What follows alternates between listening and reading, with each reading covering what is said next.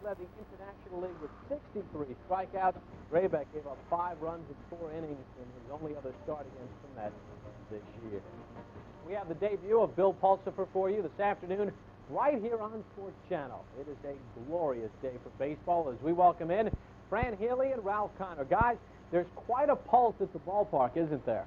There certainly is, Bob, and the big story here, as you mentioned, at Shea Stadium, the starting pitcher for the New York Mets, Bill Pulsipher, 6-4 on the year in Tidewater. And Ralph, a strikeout pitcher, the key is, can he do it here in the major leagues as far as those strikeouts are concerned? Well, that's why we're playing this ball game today. He's going to find out. Of course, he's got to be pumped up.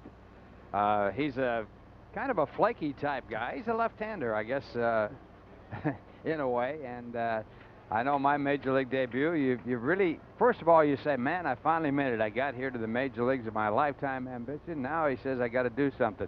And the pressure is really on him because this is New York. But at the same time, I think he can handle the pressure. The big question is, does he get the ball in good location? And as we know, the team has been struggling. Everybody hoping Bill Pulsipher can get the Mets started this year, Bob. All right, guys, we're just getting started here in the studio. We're going to take a quick break. When we come back, we'll have the Noble news and notes and the Major League highlights as the Sports Authority game time rolls on. A sunny day at Shea. Lots of fans on hand to see Bill Pulsipher. We have 32 minutes until the first pitch at Shea Stadium. It's time to rewind yesterday's Major League highlights, brought to you by Toyota. The Yankees earned an impressive win while the Mets suffered a heartbreaking loss. We'll start at Shea, where the bounce of the ball did not go the Mets' way. Mets and Astros last night. Mr. Baseball, no matter what Bob Uecker tells you, game went to 15, tied at 3. Doug Henry to Brian Hunter. Forget it. Next pitch, Craig Biggio, gone. Mets down 5-3. Mr. Baseball doesn't take well to traveling, but the Mets didn't die that easily. Brett Butler singles by driving in a run. Joe Arcelak scores, followed by Todd Hundley. Ties the game up at 5 apiece. Top of the 16th inning, Jeff Bagwell singles through the middle. 2 runs will come around to score, and the Mets fall in 16 innings, 7-5 the final score. For the New York Mets, their second extra inning game. Brian Hunter, 4 for 7 with a home run. Bobby Jones, 10 innings pitched, 8 hits, and 2 runs. Elsewhere in the National League, Marlins and Phils, the eye of the Hawks squarely on the ball, and he strokes it his 400th career National League home run, just the 11th to reach that milestone. Dawson and company win it by a 2-1 score.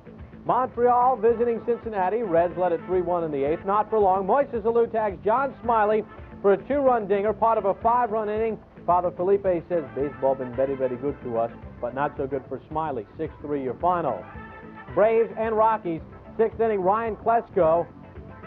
Well, he beat out Omar Alvarez to the glove side, and Marquise Grissom will score. 2-zip, Atlanta. Glavine pitches the shutout, gets Vinny Castilla to ground out, 6-4-3. Braves win this one by a 2-0 score. Dodgers and Cubbies, scoreless in the 9th. What flavor do you like? We like the home run flavor. For Hojo, Howard Johnson, home run number 4. Gives the Cubbies win, 2-0, your final score. Elsewhere, Andy Bennis gets his first win since 1994. San Diego a 12-4 win over Pittsburgh. It was St. Louis 6-5 over San Francisco. Ray Lankford, a 2-run home run, also stole home. Yankees and Indians, fine dining to be had at Jacobs Field. 3rd inning, Wade Boggs keeps his eye on the pitch, gets the bat head out, doubles into the corner, 2-run score. Yankees with a 2-1 lead, but in the 8th, Sterling Hitchcock on the mound. Omar Vizquel singles through the drawn-in infield. Wayne Kirby scores. We are tied at 2. Top 9, Bernie Williams with the hot bat. Gets it through the left side. Gerald Williams score. Yanks get an insurance run, and they come up with a big 4-2 victory. Bob Wickman gets the win in relief. John Wetland, his 8th save. For Hitchcock, 7 2/3 innings, 6 hits, and 2 runs allowed. Brew Crew in Boston, taking on the Red Sox. 3-3 in the 6th inning. Greg Vaughn singles to left center. Kevin Seitzer scores the winning run. Milwaukee a 4-3 victory. Texas and Toronto. Benji Gill doubles off the wall in right. Mark McLemore and Mike Pagliarulo come across. Rangers pound the Jays 7-3, your final score in Toronto. Elsewhere in the American League, in 13 innings, Kansas City 3-1 over Oakland. Mark McGwire with a big 2-run error in the 13th. 7 straight win for the Royals. Detroit 5-3 over Baltimore. It was Minnesota with a 10-1 win over Seattle. Kirby Puckett with a grand slam. And Chicago and California postponed first rainout in Anaheim since 1988. It's time for this afternoon's News and Notes with Newsday's Marty Noble. So much is being made of the debut of Bill Pulsipher. However, it is just one start. Marty has his own perspective on the prize prospect. Okay, Bob, thanks very much. I think there's a natural tendency to want to compare what Bill Pulsipher is about to do, make his Major League debut, and other debuts from pitchers. You have Tom Seaver. When he pitched here with the Mets, he didn't win his first start. Either did Jerry Koosman. That had no effect on their career, certainly. Dwight Gooden did. Did that make him a better pitcher? I don't think so. There's a lot of things that go into a career. Certainly the first start is one of them, but it's a very small thing. Carl Spooner pitched for the Brooklyn Dodgers in this city in 1954, and he won his first 2 starts in shutouts. 2 years later, he was nowhere. Luke Krause pitching for the old Kansas City Athletics against the old Los Angeles Angels in 1961. Pitched a 3-hit shutout in his first game. 5, 6 years later, he was nowhere. So what Pulsipher does today is not going to dictate anything in his career. But what he does today will have some impact, a great deal of impact on his team right now. The Mets are in trouble. They lost 16 innings last night. It was a terrible game to lose. They lost it in a bad way with a bizarre bounce beating them. Now, one guy is not going to change a season, certainly, and one start isn't going to change it. But they need something right now to get them out of this. Now, what Pulsipher does today can have a big bearing on that. Again, if he pitches well, nothing to his career, but he can help the Mets a lot. You think back to other guys, Mickey Mantle came up, went down again. Willie Mays, the same thing. Keith Hernandez, as Joe McElvain said the other day, wasn't good enough to stick the first time up. Now, McElvain thinks that Pulsipher is here to stay. He doesn't think he'll have a problem. As he says, he can handle the extraneous things, probably better than anyone the Mets have brought up in a very long time. He's an unusual kid, you know that. And he can handle things off the field, and I think he'll be able to handle things on the field. So I think he's got some pretty good stuff. That's it for now. We'll be back with more Game Time after this.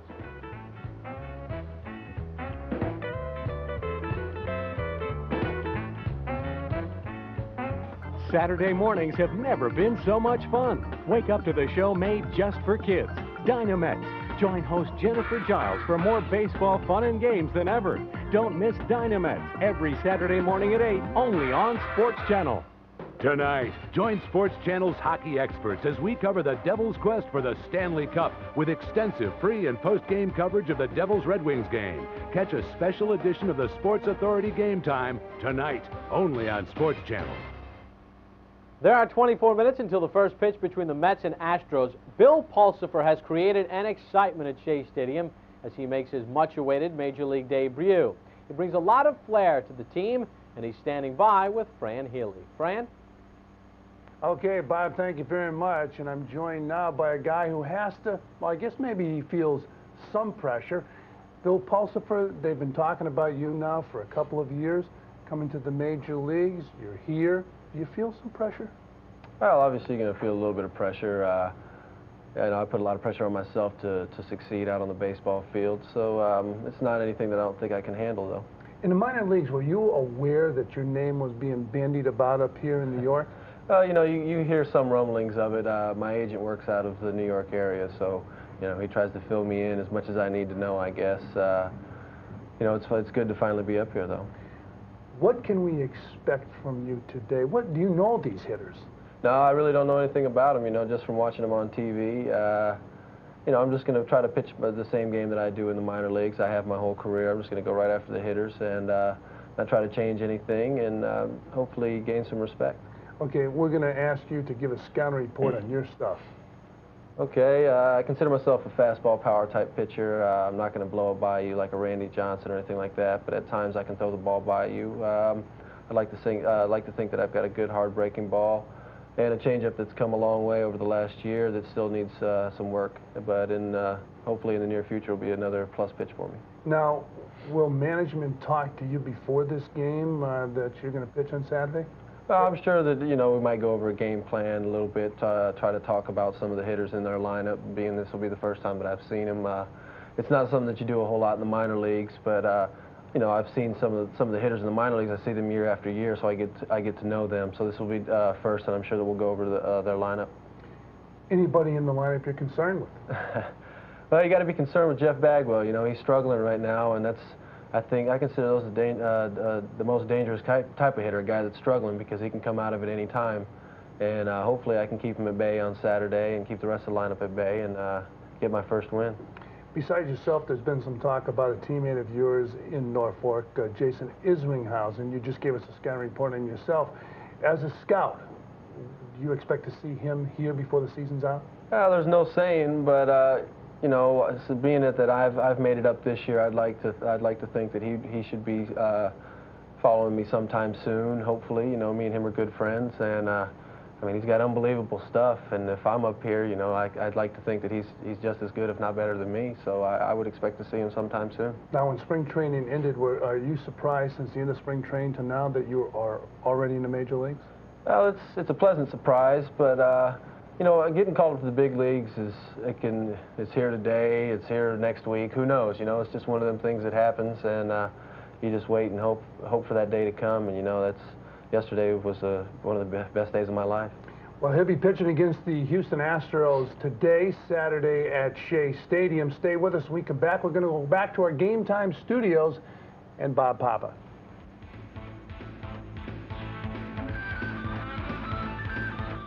We have 18 minutes until the first pitch at Shea Stadium. Tomorrow we celebrate Father's Day. Every kid has a memory of going to a game with his or her dad. Game Time recently stopped by Shea Stadium and talked to the Mets about some of their special memories with their fathers and the many thanks that they give. You know, it's a special day. You know, speaking from a baseball point of view, he helped me out tremendously. It really is one of the main reasons why I'm here, you know, today. He was always coaching. I was always around his teams. He was always coaching me and working with me and helping me and talking to me. And really helped me learn about the game of baseball, and he was a great influence on me. My dad, he did do a lot for me growing up, you know, with baseball and everything else, molded me into the person I am today. And you know, through baseball, he coached every year for me. He was there for me all the time, taking me to the games, rushing home from work. You know, it really says a lot to me that he took his time out of his busy schedule to show me how to play and to teach me the things I needed about life. And growing up, you know, when you're a young kid, you don't understand parents all the time. And I'm sure they don't understand you all the time. But, you know, we had it out. I learned some lessons from him that he wasn't even trying to give me a lesson, you know, just from getting into battles with him sometimes. And, you know, I've learned a lot from him. There were two things that I learned from my father. And one was to have a great work ethic at anything that you wanted to do, because if you worked hard enough, anything was accomplishable. And two was the only thing that anybody ever owed you in life was an opportunity. And so now I've got my own two sons, and one's 14, and it's amazing that he's that old, and the other one's 11, Nick and Mark. And I've tried to emphasize those things to my sons. Some thoughts from the Mets. When the Sports Authority Game Time returns, we'll take a look at today's Major League matchup. After these words of father and son getting ready to take in today's game and Bill Pulsipher's debut.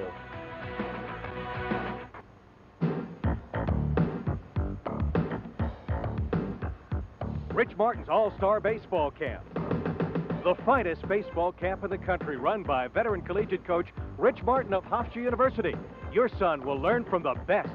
Each week is highlighted by a celebrity instructor. This is probably the best camp I've been to. Yeah, I'm going to come back next year. For more information, call 1-800-828-7414. Rich Martin's All-Star Baseball Camp, where everyone's an all-star.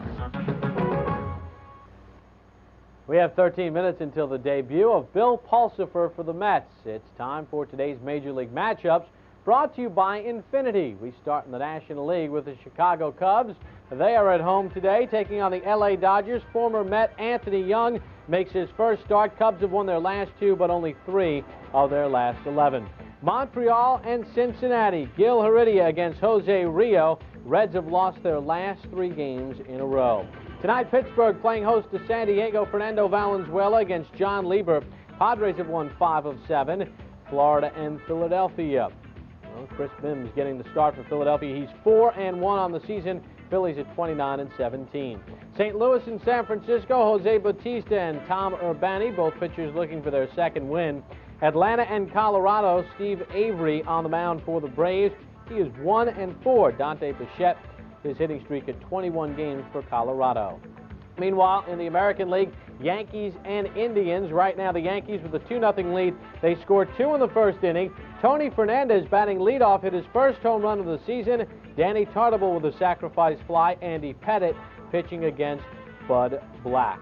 Elsewhere in the American League, Red Sox playing host to Milwaukee. No score in the first inning. Roger Clemens against Steve Sparks. Jose Canseco beginning a 2-game rehabilitation assignment in Pawtucket. Toronto and Texas just getting set to start. Kenny Rogers against David Cone. Rogers 7-2 on the season. Rangers have won 7 of their last 9. Oakland and Kansas City. Royals have won 7 in a row. Baltimore and Detroit. The Orioles have lost 5 in a row. Tigers have won 6 of 8. Kevin Brown against David Wells. And later on tonight, Seattle and Minnesota. It's Mike Tremblay and Chris Bosio. Bosio 4-0. Mariners have lost their last 5. In Chicago and California, a rainout in Anaheim last night for the first time since 1988. Jason Beret pitches against Chuck Finley. Beret 2 up and 5 down. Finley is 4-5 on the season. Bill Pulsipher led the International League with 63 strikeouts and 2 shutouts. His 3.14 earned run average, 10th best in the International League. It's a step up in class today. Pulsipher takes on the Astros, who will send Doug Drabek to the mound on a sunny, glorious day for baseball. It's the Mets and Astros. Settle in and enjoy the game this afternoon on Sports Channel.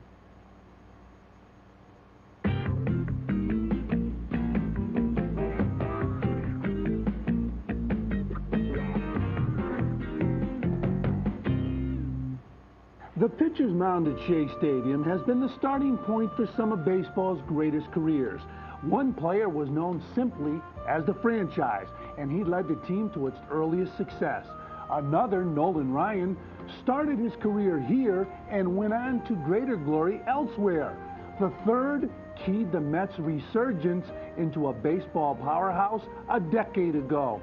Today, another youngster takes the ball and heads to that mound for the first time.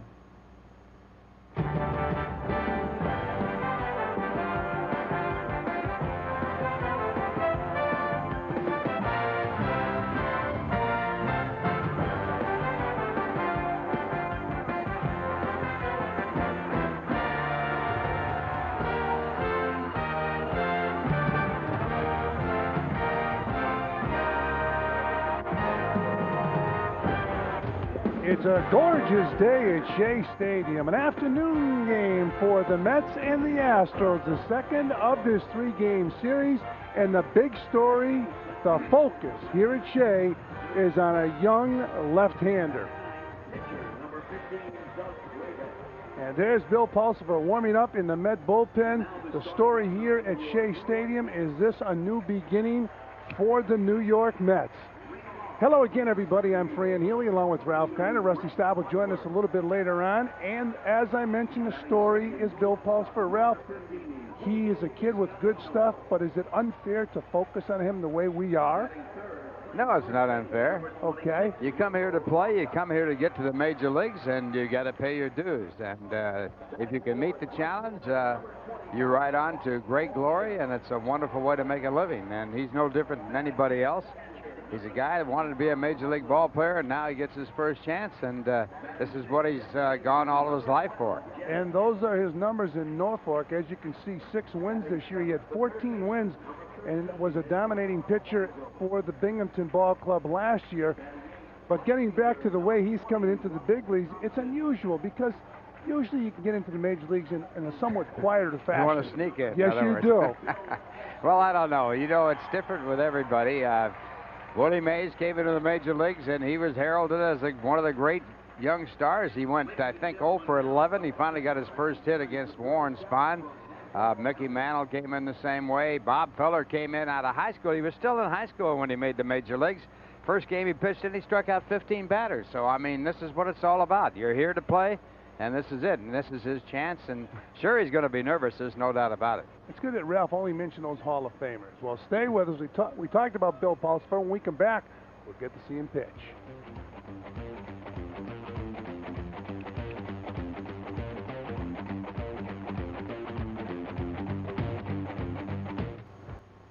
Bob Pop in the Sports Authority Game Time Studios. We have 5 minutes until the first pitch between the Mets and Astros as Bill Pulsipher makes his Mets debut. Let's take a look at today's baseball schedule. We start in the National League. Cubbies playing host to the Dodgers. Anthony Young gets his first start of the season. Montreal and Cincinnati tonight. Reds have lost their last 3. Pittsburgh and San Diego tonight. Padres have won 5 of 7. Florida and Philadelphia 7-0-5 start. Also in the National League, St. Louis and San Francisco. Jose Bautista against Tom Urbani. Colorado plays host to Atlanta. Steve Avery just 1-4. Dante Bichette with a 21-game hitting streak for the Rockies. Yankees in Cleveland, 2-0 Bombers in the second. Tony Fernandez with his first home run of the year. Danny Tartabull a sac fly. Andy Pettit against Bud Black. Boston and Milwaukee this afternoon. There is no score in the first inning. Roger Clemens starting for the Red Sox. Jose Canseco begins a 2-game rehab in Pawtucket. Toronto and Texas. Kenny Rogers against David Cone. Royals in Oakland. Royals have won 7 in a row. Orioles have lost 5 in a row. They're in Detroit. Seattle and Minnesota, a 10-05 start. Mariners have lost their last 5. California and Chicago. Jason Beret against Chuck Finley. We're going to take a quick break. When we come back, we will get you out to Shea Stadium for the start of today's game between the Astros and Mets and the debut of Bill Pulsipher after these messages.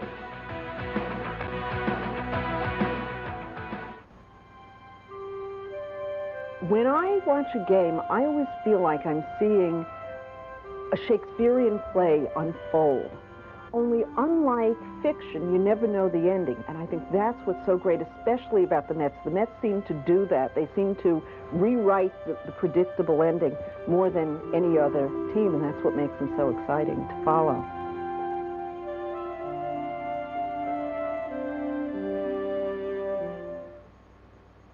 We have 2 minutes until the opening pitch at Shea Stadium on a glorious day for baseball. Fran Healy and Ralph Kiner are standing by, and so much anticipation about Bill Pulsipher. But, guys, I guess there was a game earlier today that had a lot of people's attention as well, wasn't there?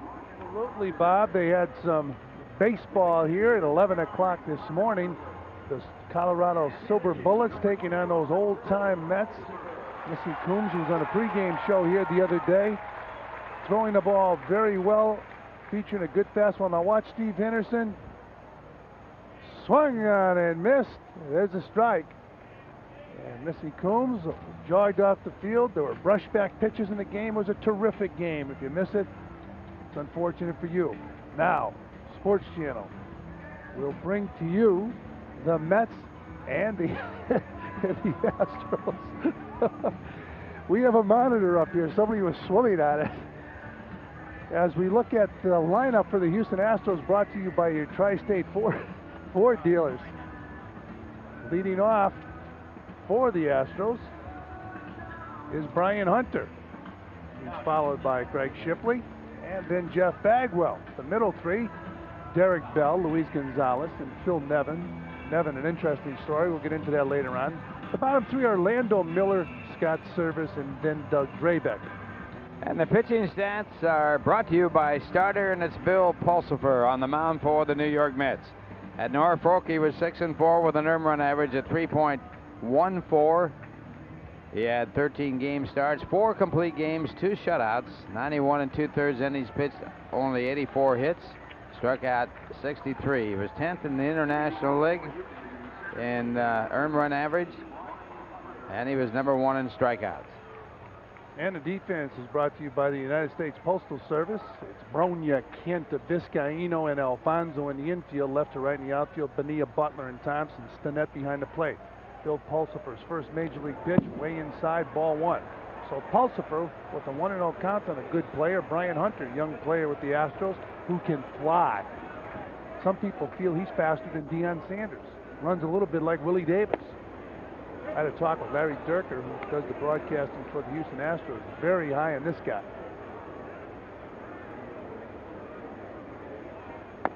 Swung on and 2-1. Hunter batting .273, 1 home run, 5 RBIs. Hit his first home run in the major leagues last night. If you're wondering about Brian Hunter, he's not the Brian Hunter that played for the Atlanta Braves. Pulsipher with a nasty pitch right there, 2-2. The focus is on that young man right there, Bill Pulsipher.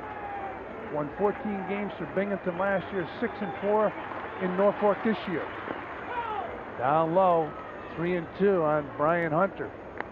He gets a haircut before every game start in his home park. He makes sure he's not on the mound when he takes the ball from the third baseman. He makes sure the rosin bag is always in the same spot.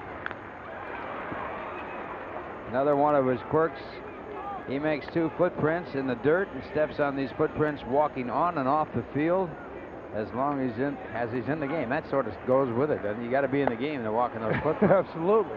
Well, he walks the first batter he faces in the major leagues. Brian Hunter now on first base. It'll bring to the plate Craig Shipley. Checking out some of the players for the Mets that came up with a lot of notoriety. It was Tom Seaver had a no decision in his first game. Kuzman had a no decision. Nolan Ryan had a loss, lasted only 1 inning, Nolan Ryan.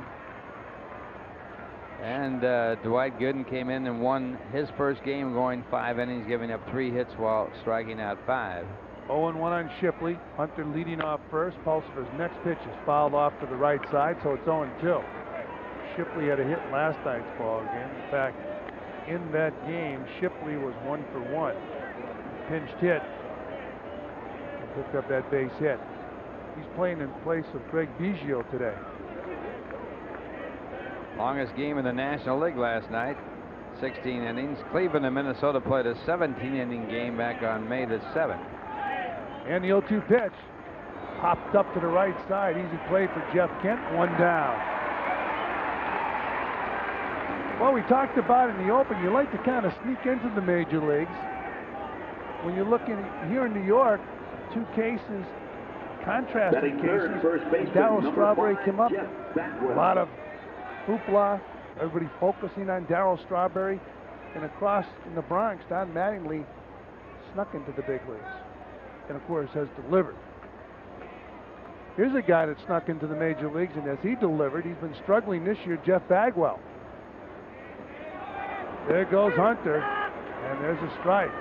Well, that's one thing that you're going to find out in the major leagues. These runners can steal bases. That's the second for Hunter in 2 attempts, and there was no play on that one. He got a big jump. Now we'll check him out here. Look at that jump. He just took off. So Hunter not long in reading the left-hander. Outside to Bagwell, 1-1. As I mentioned, this guy Hunter can fly. Reminds a lot of people of Willie Davis. Those long strides. Remember how fast Willie Davis was. Here's the 1-1 pitch. Breaking ball is a ball. Todd Hundley went after that ball. Looked like he was crossed up, but I guess he wasn't. Bagwell right now with 7 home runs, 24 RBIs. He's an interesting case this year after being the MVP last year. Another big jump. There goes Hunter to throw to third. Not in time. So Hunter with 2 stolen bases. 90 feet from home plate, and it's a 3-1 count on a guy who last year was a terrific RBI man. This year he has 24, Jeff Bagwell. Interesting thing about Bagwell, 49 strikeouts already this year. Last year he had 65 all year long. Another big jump as Pulsipher doesn't pay any attention to the runner. And this will do it. A fly ball center field. Oh, the ball gets in there. Butler unable to glove it. Bagwell cruises into second base of the double, and Hunter scored. Can't believe that Butler didn't catch that ball. He must have lost it in the sun. Sunfield is left field. That ball in left center field should have been caught. Batting fourth, number 14. So Pulsipher's first inning. And here's what happened. It's being scored as a base hit, but that ball has to be caught. So a double for Jeff Bagwell and an RBI. And Derek Bell takes a strike. 0-1 on Bell.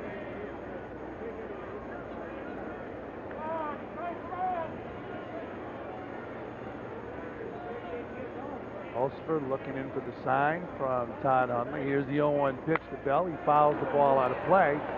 So it's 0-2. Now, Bell only has 2 home runs so far this year, but he has a real high average of .333, and they say he is now trying to hit for average. Last year, he had 14 home runs. The year before, he had 21. And they say he is now trying to put the ball in play, cut down on his strikeouts. He struck out 122 times in 93. Pulls the ball foul. 0-2 on Derek Bell. Well, it's 30 RBIs, a club lead. He's 6th in the National League in hitting with that .333 batting average. He's tied for 3rd in multiple hit games with 19 and tied for 3rd in hits with 60. So he's been putting the ball in play. There's no doubt about that. You look at Derek Bell's career, even as back as far as the Little Leagues, he was on a good club along with Gary Sheffield, playing for a Little League team in Tampa, Florida. They went to the Little League World Series. Here's the 0-2 pitch. Fouled off.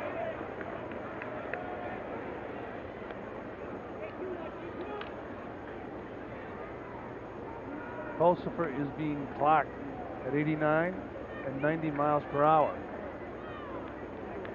Jeff Bagwell leading off second base. 1-0, the Astros on top of the Mets. The debut of Bill Pulsipher, and Pulsipher misses down low. 1-2. Here in New York, all over the New York newspapers all week. Bill Pulsipher. Our pregame show pretty much dedicated. Bill Pulsipher. He's wearing a pretty famous number right there, 21. Warren Spahn with that number.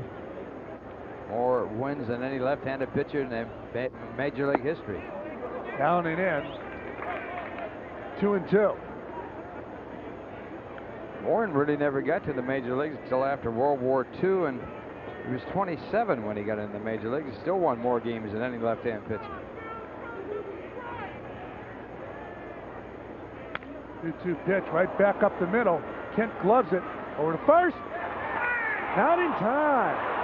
So Derek Bell with an infield hit. The Astros now have runners on first and third with 1 out here in the first inning. Batting 5th, number 26, left fielder Luis. Well, this ball hit right back to the middle. Pulsipher stabs at it with his bare hand. Ken over and back the bag, unable to get the out at first base. So even though he's behind in this ball game 1-0 and has runners at first and third with 1 out, he should really be out of this inning. Ball should have been caught in center, and that should have been turned into an out. Absolutely. Runners on the corners now. 1 out. Luis Gonzalez, the batter, batting .244. Gonzalez takes ball 1. He'll be followed by Phil Nevin, highly touted #1 draft pick for the Astros a couple years ago. And a 1-0 pitch outside, 2-0.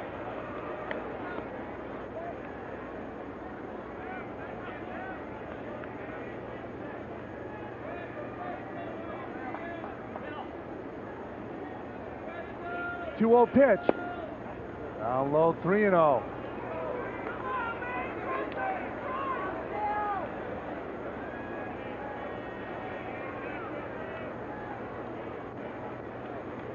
So 3-0 on Luis Gonzalez. There's a strike, 3-1.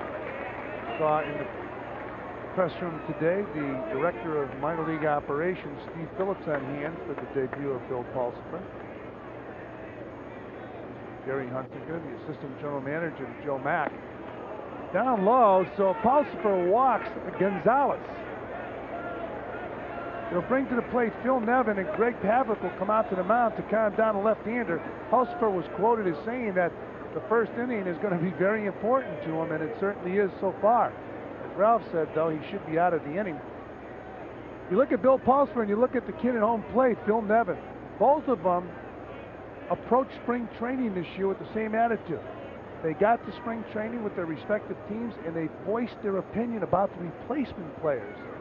And if you look at it closely, you see how the two organizations handled it differently. The Mets talked to Bill Pulsipher, said he didn't want to play with replacement players, but they still stayed with him, and he was able to have a spring training, get in shape, and was penciled in Norfolk. Phil Nevin showed up in spring training with the Astros and ripped the replacement players. Wouldn't play in the games with them. He went home. When spring training resumed with the regular players, they did not invite him to the Major League camp. The Astros didn't. As Nevin takes inside 1-0, sent them immediately to the minor leagues. It's amazing the contrast in styles how the two organizations handled that situation. And in my opinion, this kid Nevin is still in the doghouse with the Astros, although Bob Watson said he's not. Up high, 2-0. Played at Tucson and hit .291 with 7 home runs and 38 runs batted in 53 games. And he was the #1 player signed out of Cal State Fullerton. Cal State Fullerton, the College World Series champions this year. Nevin just fouled the ball off his face. Boy, came right off the bat and hit him in the face. Wow, I've never seen that. Wow. He really got conked by that ball. I've seen balls fouled off on check swings that hit you in the face. That was a full swing, and that ball came off the bat and hit him in the face. Yeah, I've never seen that. Looked like it got him right above the eye. Usually it ricochets off something.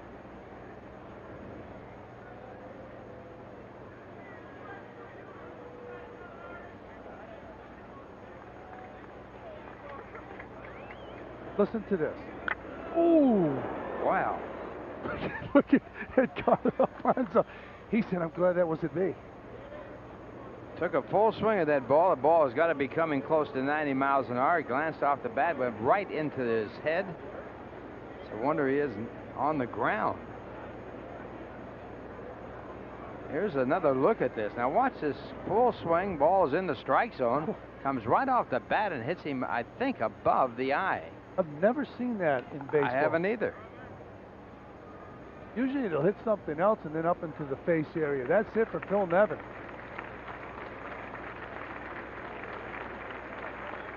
Highly touted #1 draft pick for the Houston Astros, but has been embroiled in controversy with the ball club, especially since the replacement player showed up in spring training.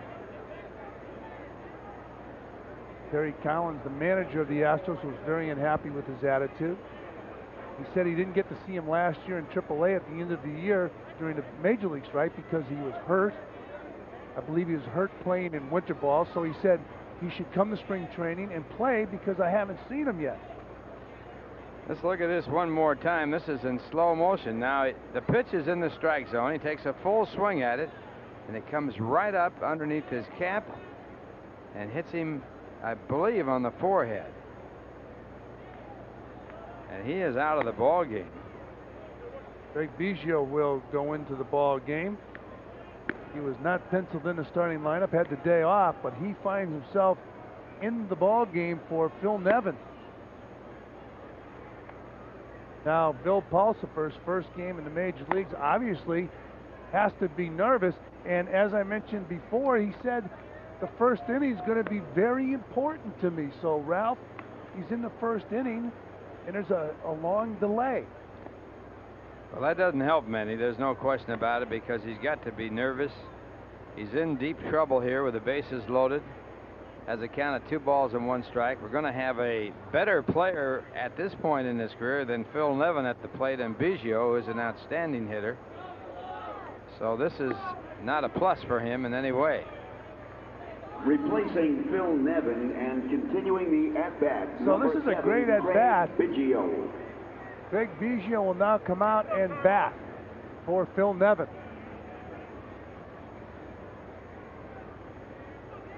Runners are on all 3 bases for the Astros. It's an absolutely gorgeous day here at Shea. It's supposed to be just as great tomorrow for Father's Day. Wish all the dads out there a happy Father's Day. Ralph, happy Father's Day to you. We won't see you tomorrow. That is true.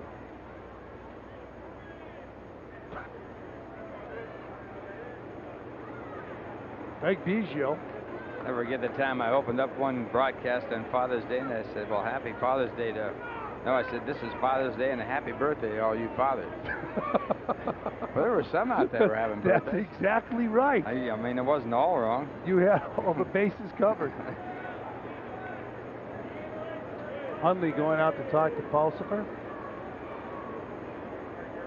Greg Biggio batting .266, 6 home runs, 23 RBIs, 30 pitches so far today. Kid that young can pitch all day and all night, Ralph. True. Although you're the type of guy that doesn't want the pitchers to throw too much. That's Rusty. I have you two mixed up. Rusty's always taking care of pitchers. Here's the 2-1 pitch. Outside, it's 3-1 now on Craig Biggio, who's batting for Phil Nevin. What else is going to happen in this inning? He won't forget his debut. No, he won't. Trying to relax. Deep breath. 3-1 pitch. Old foul. 3-2. Biggio last year leading the National League in stolen bases. That was a surprise for everybody. Certainly was. Biggio's very proud of that fact. I had a long conversation with him in Houston about it. And a 3-2 pitch. Pulled foul. Biggio with great speed. I bet it's the first time in the history of the game that a catcher moved to second base and led the league in stolen bases.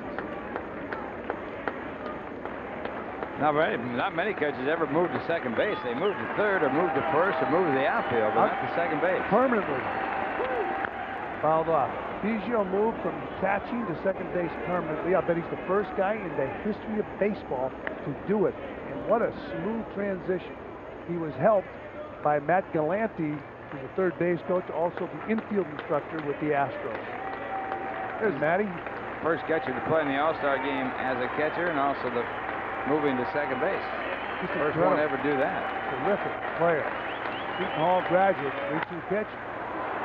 Popped up. This guy Eno going back, calling off Bobby Bowen, making the grab. This guy Eno taking charge.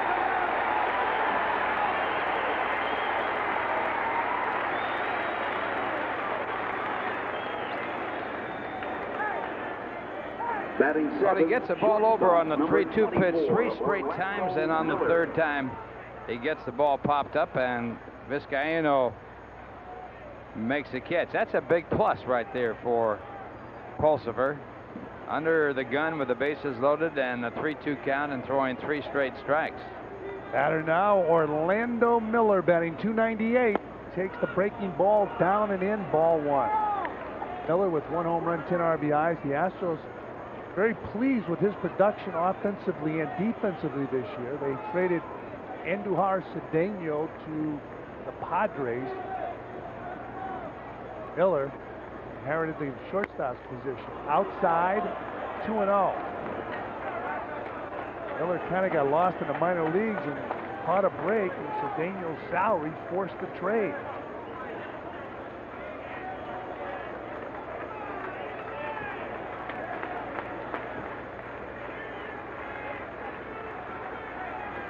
And the 2-0 pitch, outside, 3-0. Oh, he's really got himself in a jam. Dallas Green looking on.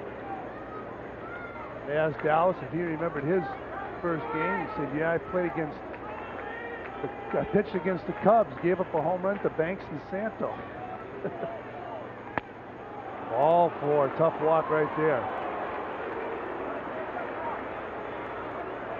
So Miller walks, forces in a run. Now 2-0 Astros. Base is still loaded. Bring to the plate the catcher, Scott Servais.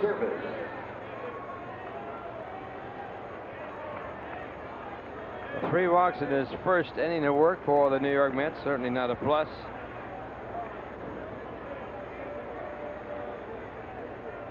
There has not been a ball hit very hard against him.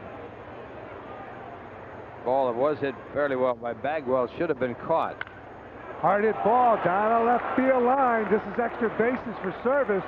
2 more runs score, and it's now 4-0 Astros.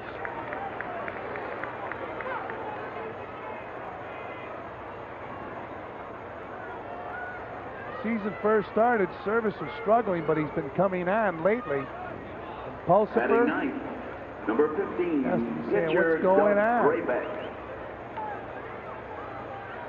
Now this ball was hit hard right by the third baseman Alfonso, and now Houston jumping out to a 4-0 lead. So a tough start for Bill Pulsipher in his major league debut.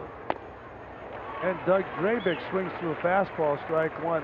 The Astros now with runners on second and third and 2 men out. Here in the first inning, it's 4-0 Houston. Up high, 1-1.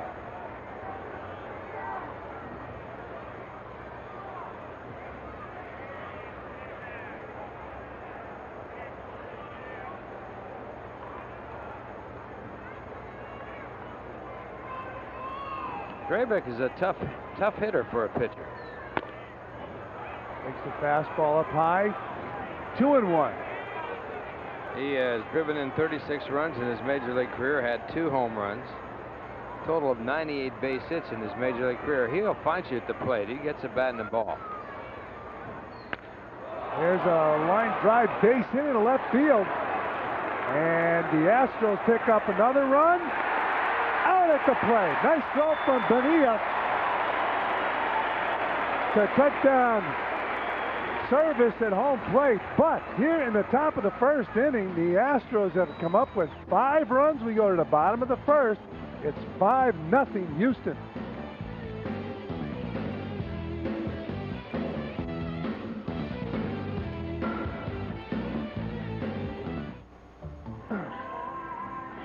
Oh, back here at Shea Stadium, we just tuned in to see Bill Pulsipher's debut. There's a story. We go to the bottom of the first inning. It was a tough top of the first for the left-hander. And we'll take a look at the Met lineup. It's catch-up baseball here for that lineup, brought to you by your Jeep Eagle dealer. And Brett Butler will lead it off. He'll be followed by Jose Vizcaino and then Rigo Bronya. The bottom 3, Bobby Bonilla, Todd Hundley, and Jeff Kent. And I should say the middle 3, Bobby Bonilla, Todd Hundley, and Jeff Kent. The bottom 3, Edgardo Alfonso, Ryan Thompson, and Bill Pulsipher. And the pitching stats of Doug Drabek, brought to you by Starter. He's 2-4 in the year. One of his losses to the Mets, an earned run average of 4.47. This will be his 11th game start. He has pitched 1 complete game, and the opposition hitting .271 against him. He's a crafty veteran. His staple pitch is his curveball. A good fastball, moves the ball, gets good ball movement on it. And the first pitch to Brett Butler, he squares the bunt, takes that curveball for a strike, 0-1.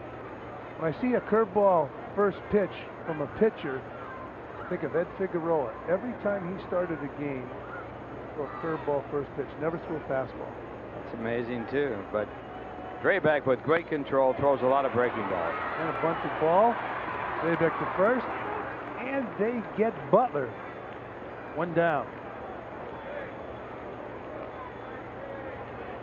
Batting second, Tough start for the shortstop, left-hander. number 15, Jose Vizcaino. Astros getting 5 runs in the first inning. He didn't get any help defensively. No, that's one thing, but he did hurt his cause with 3 walks. Started off in the first inning. If you just tuned in with the walk to Brian Hunter, he stole second and stole third. Craig Shipley popped Jeff Kent at second. As Vizcaino squared the bunt, takes a strike.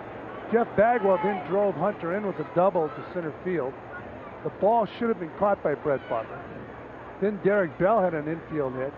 Luis Gonzalez walked. Vizcaino takes down and in. Orlando Miller also walked in the first inning. Scott Servais doubled, drove in 2 runs. So altogether, the Astros scored 5 runs. Doug Drabek driving in a run. The Astros batted around against Bill Pulsipher in his Major League debut. 1-2 now on Vizcaino.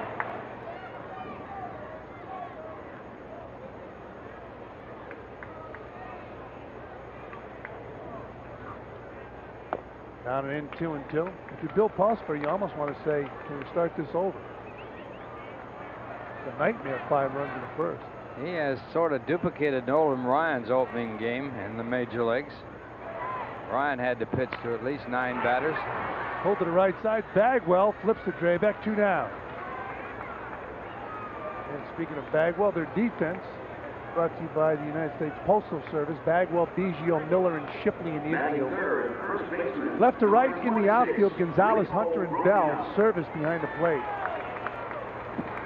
Ryan in his debut against Houston back in 1966 was a losing pitcher. He worked only 1 inning. He gave up 4 hits, allowed 4 runs. They were all earned. He walked 2, and he struck out 3. So he had to pitch to at least 9 batters in his first start. So if Pulsipher can duplicate Nolan Ryan's record for the rest of his career, he'll be a Hall of Famer. Enrico Bronya is the batter. 7 home runs, 26 RBIs, a .273 batting average. And the 0-1 pitch. Bronya pops it up over by the Astros dugout and out of play. Our afternoon, the finale of this 3-game series. Supposed to be another picture-perfect day here at Shea, so if you want to watch some baseball and work on your tan, come on out to Shea tomorrow afternoon.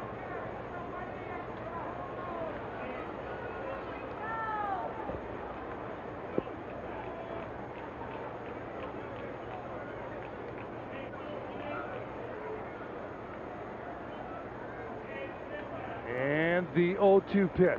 Swung and a miss. Strike 3. So Bronya goes down. So do the Mets quietly here in the first. We've played 1. As Bill Pulsipher makes it back to the mound. 5-0 Astros.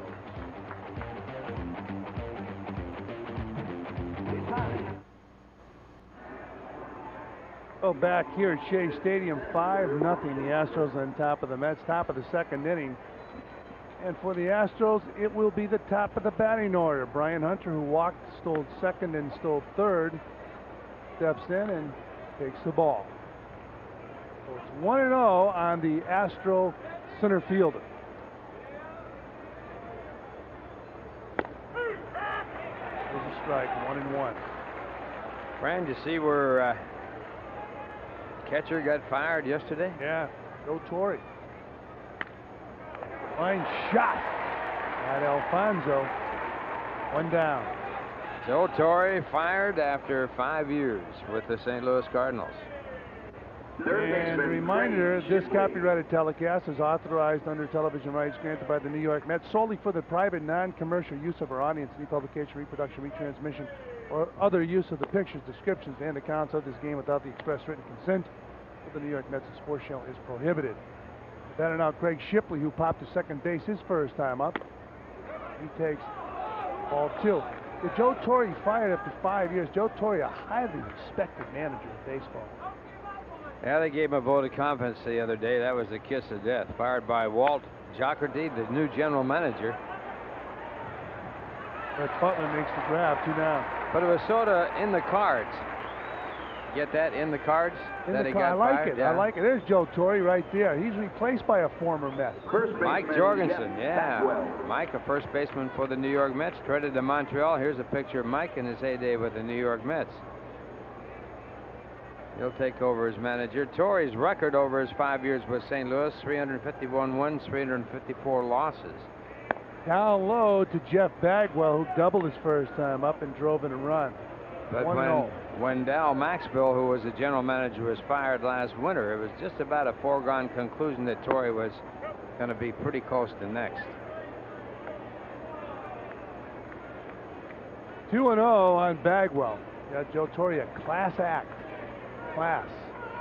He'll probably go back to broadcasting. That's right. Where he came from before he managed St. Louis. He was broadcasting the California Angel games. Did a fine job. Worked with Reggie Jackson on those games.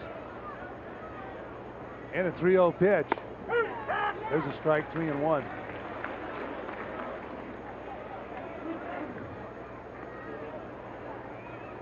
It's amazing how at one time, if you had a good reputation as a manager, you could last a long time. It's inside the Bagwell, so he'll walk.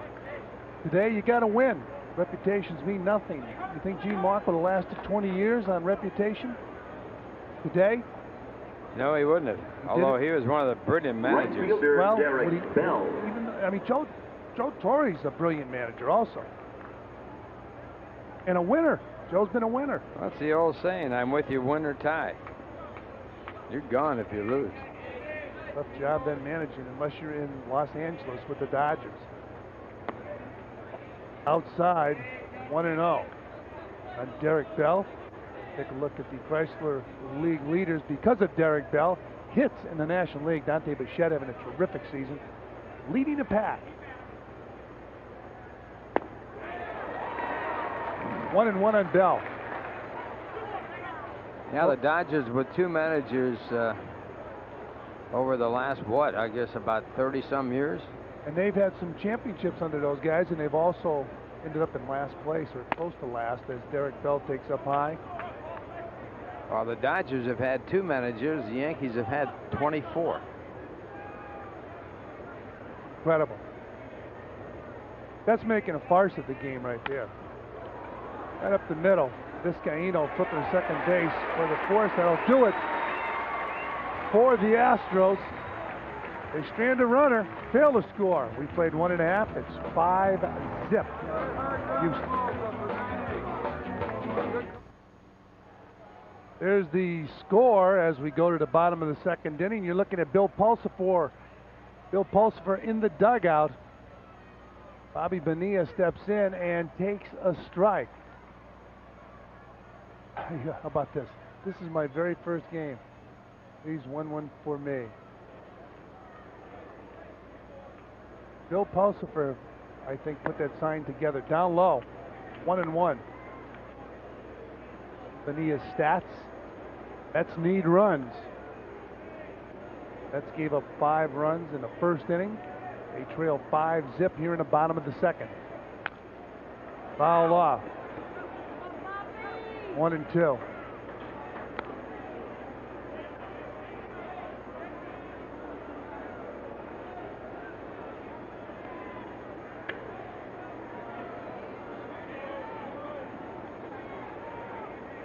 Coming up in a moment is our Coors Trivia Quiz, Ralph. Ready for it? I'm keyed up.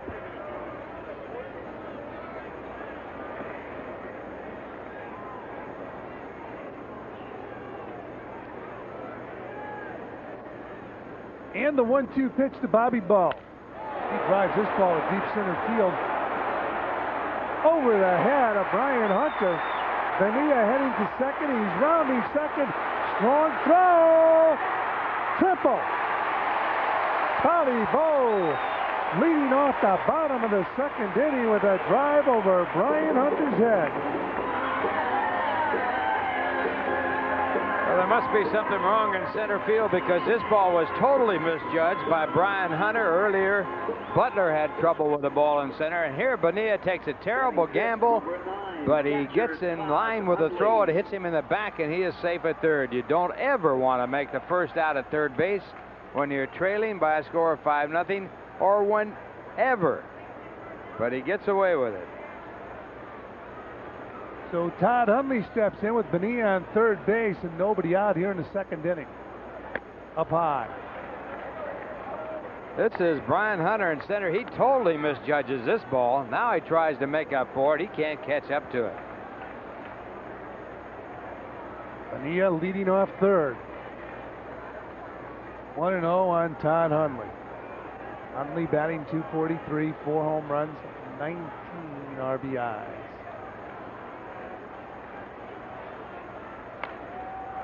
He gets jammed and the ball drifts into the crowd, not a play. Nice crowd on hand here for this Saturday afternoon contest. Keep in mind, these same two teams, the Astros and the Mets, go at it again tomorrow. Ralph predicts the same sunshine on Father's Day. So bring Dad out to the ballpark. No question about it.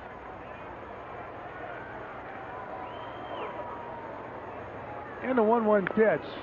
Fouled off. 1-2.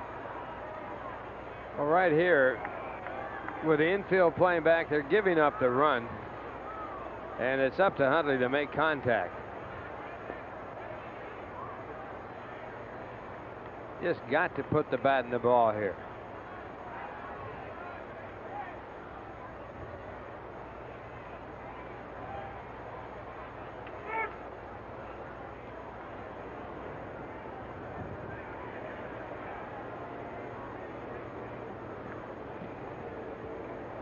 One and two on Todd Hundley.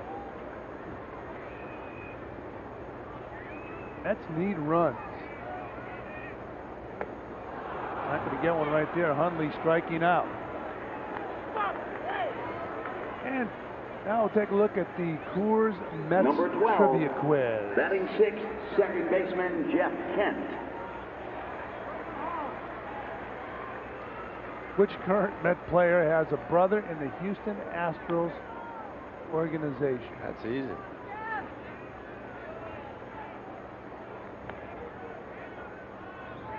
First of all, you got to figure out who has a brother. Jeff Kent steps in to face Doug Drabek.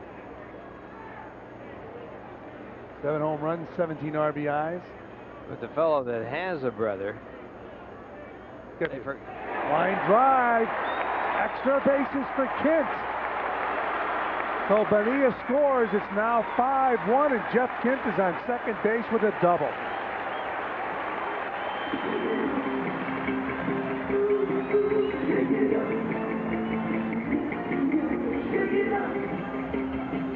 Oh, Kent picks up Todd Hundley after Hundley struck out. And Kent has been hitting the ball very well of late. In his last 19 games coming into this game, hitting .303 with 5 home runs, 8 runs batted in. Here he gets his 18th RBI of the year, and he continues to hit the ball like he did last year over his last 20 games. So Kent is on second base, and the batter now Edgardo Alfonso.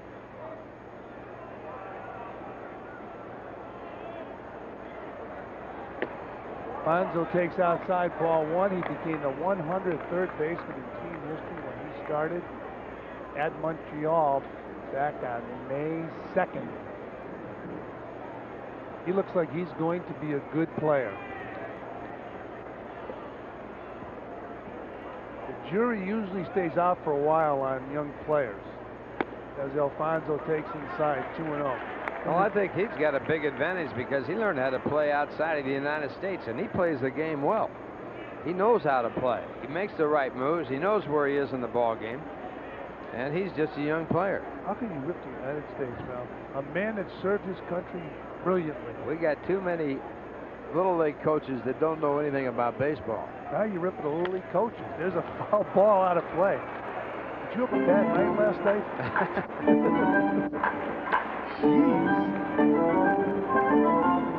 Well, in Latin America, they start playing baseball at a very young age. They see the curveball at a very young age. They learn how to hit the ball the other way at a very young age. That's why most of your Latin American players use the whole field. 5-1, the Astros on top of the Mets. Matt Galante had an interesting statement about some of the shortstops that come out of Latin America as Alfonso takes down low. It's 3-1. Matt, he thought that Tony Fernandez has become the hero of a lot of young Latin American shortstops, so they're very, very colorful shortstops rather than being conservative, catching the ball, getting across the infield. They're flamboyant, and he thinks it hurts some of these guys to emulate Tony Fernandez because Fernandez had been in a league of his own. 3-1 pitch. Line drive! Base hit! Extra bases for Alfonso. Kent scores. Alfonso looking for 3, and he's on his way. And he's got a triple. It's now 5-2 Astros.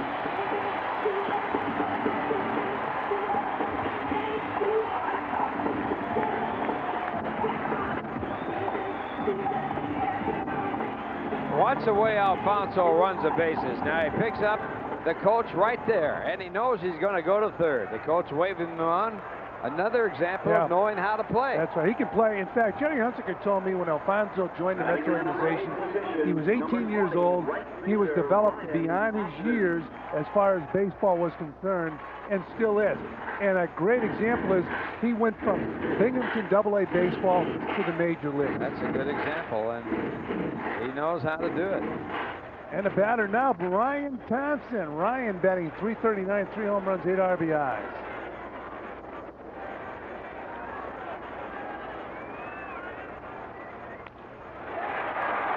Guys at the center field, Hunter coming in. He's got a good strong arm now, and Alfonso's going to try it.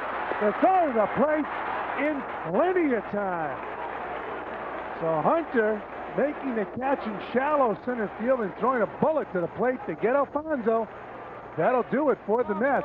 We'll talk about that play when we come back. After 2, it's 5-2 Houston.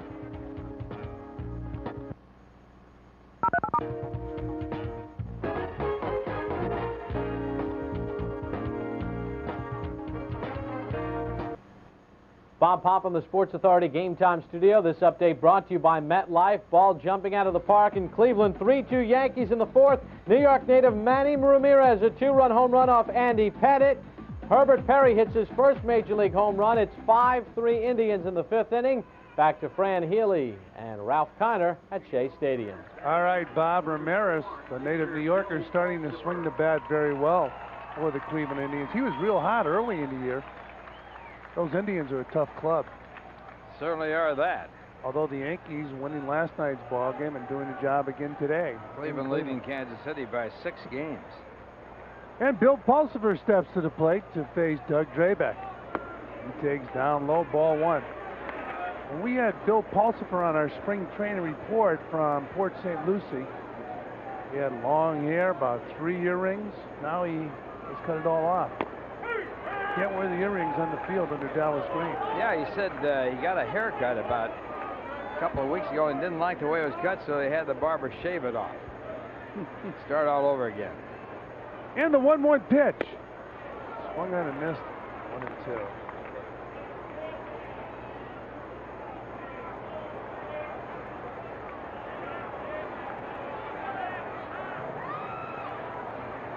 Breaking ball down low.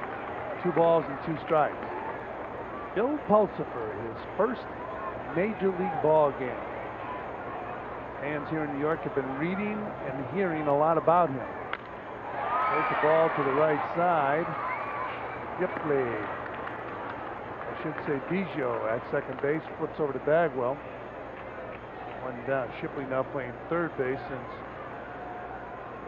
Bill Nevin had to leave the ball game with a slight concussion. What's the difference between a slight concussion and a concussion?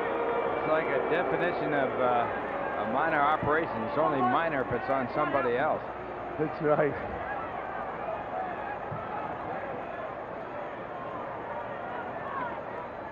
Also, we're talking about is at bat. As Brett Butler steps in, Mets need runs. They trail by 3 here in the bottom of the 3rd. Butler takes up high, a 1-0.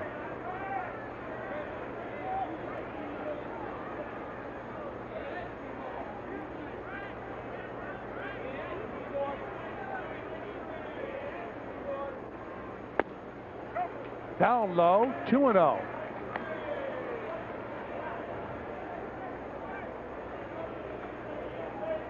Drabek, lifetime against the Mets, 10 wins, 8 losses. He's worked an awful lot of games against the Mets, most of them with the Pittsburgh Pirates. 3-0 on Brett Butler. He's another player that the Yankees had that got away.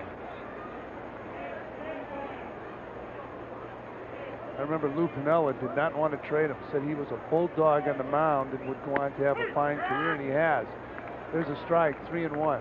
Cy Young Award winner for the Pirates.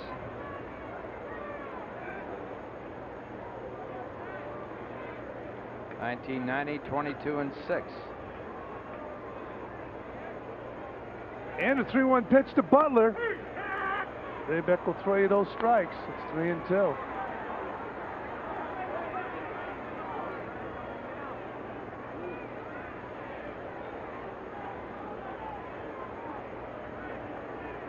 Drabek originally signed with the White Sox and was acquired by the Yankees. Foul tipped into Servais's glove. Shoe gone.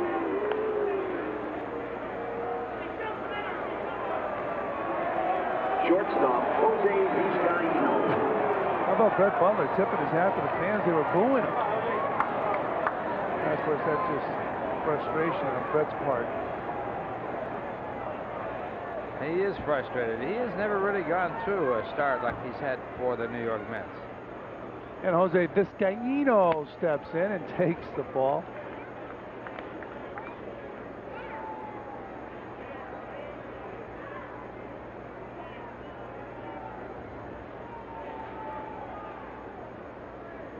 And the 1-0 pitch. Ground ball in the hole, base hit. So Vizcaino picking up his first hit of the game.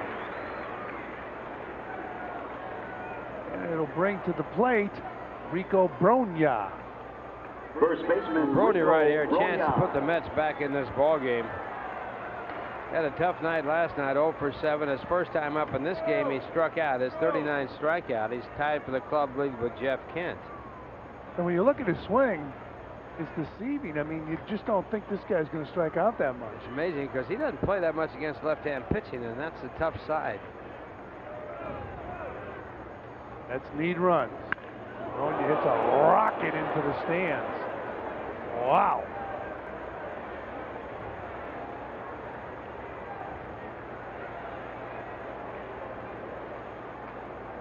Well, she caught that thing left barehanded. It's got the sting. That's all I can say.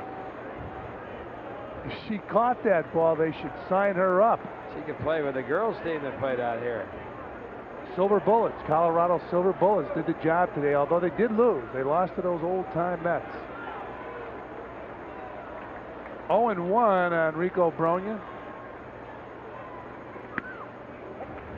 Outside 1-1. A couple vice presidents with the Mets played in that game with the old-timers. Dave Howard, I saw him strike out. He won't live that one down. He'll be avoiding us for weeks.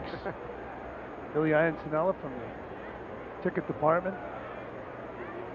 Thought Billy maybe swinging this once or twice today. And they checked the runner at first base. Ed Charles still looking good on the field. The glider. Art Shamsky. You know, it's amazing when you watch those guys. They still go at it with the same stance, same swing. You could tell without a scorecard. Mm-hmm. All have the same mannerisms they have when they play. I asked Rusty why he wasn't playing. He said, "Do you see stupid printed on my forehead?" That's a only can lose situation. You strike out, never live it down. Those women can play baseball.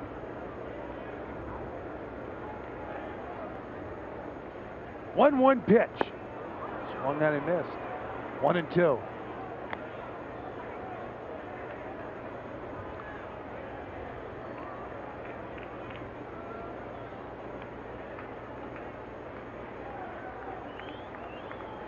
Drabek pitching in his hometown. Came from Houston. Yeah. Houston, Texas.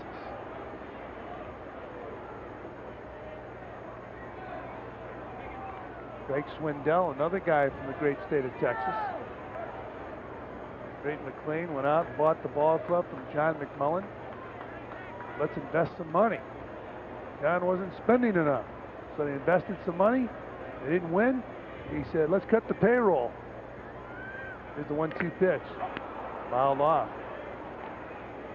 Told Bob Watson he wanted that payroll sliced. He made a 12-player trade. Because of that payroll. That's right.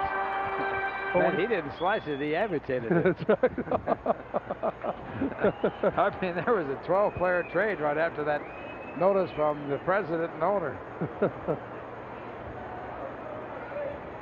There's John McMullen, who owns the New Jersey Devils. Remember, he was criticized severely for trading Glenn Davis, bringing up young players. 1-2 pitch, outside, 2-2. His close personal advisor, Mr. Yogi Berra. Yogi, a class act. Yogi, still a very close friend of John. Hope he's not advising him on the Devils.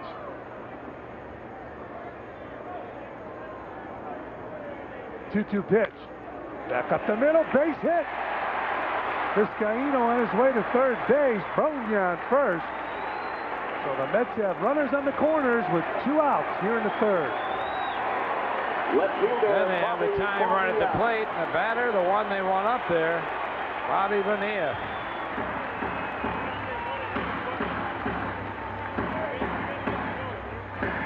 Well, this is what Bobby Bo is being paid for. To come up in situations like this. This is the Mets money man.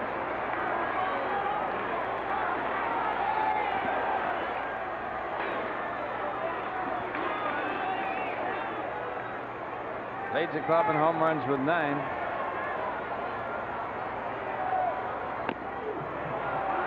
Takes up high, ball 1. So it's 1-0 on Bobby Bo.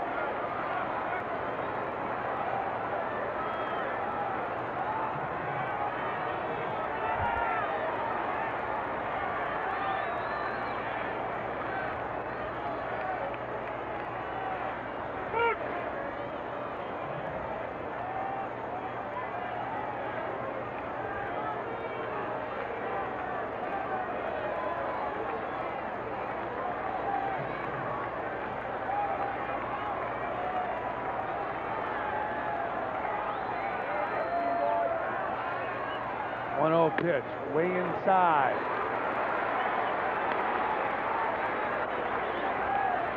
Drabek and Servais against Bonilla. Who do you think calls the pitches? I would say Servais, but he would defer to Drabek. But whatever Drabek wants to throw.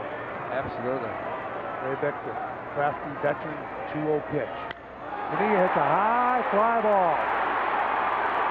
In center field, Hunter is over there on the warning track making the grab, and that'll do it for the Mets. They strand 2 here in the third. They fail to score. We played 3 here at Shea, and it's 5-2 Astros. Well, Bill Pulsipher in his major league debut, the Astros are on top of the Mets 5-2. When Pulsipher makes his way to the mound, he's a bit eccentric. Certain rituals he goes through. Don't touch those lines.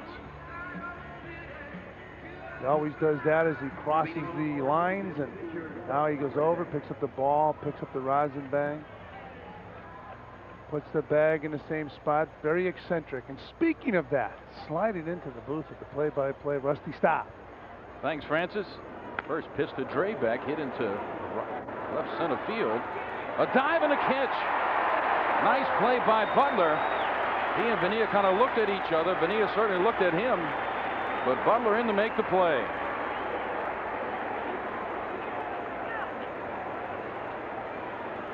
Take a look at our MCI proof positive replay. How about that MCI just ready for great plays?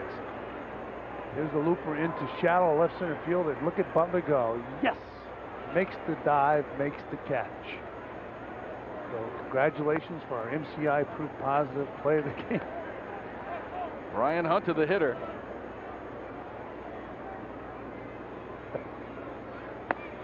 Swing and a miss.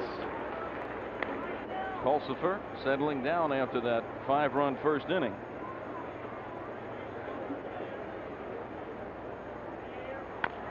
Chopper up the middle, Vizcaino. Oh, what a tough play.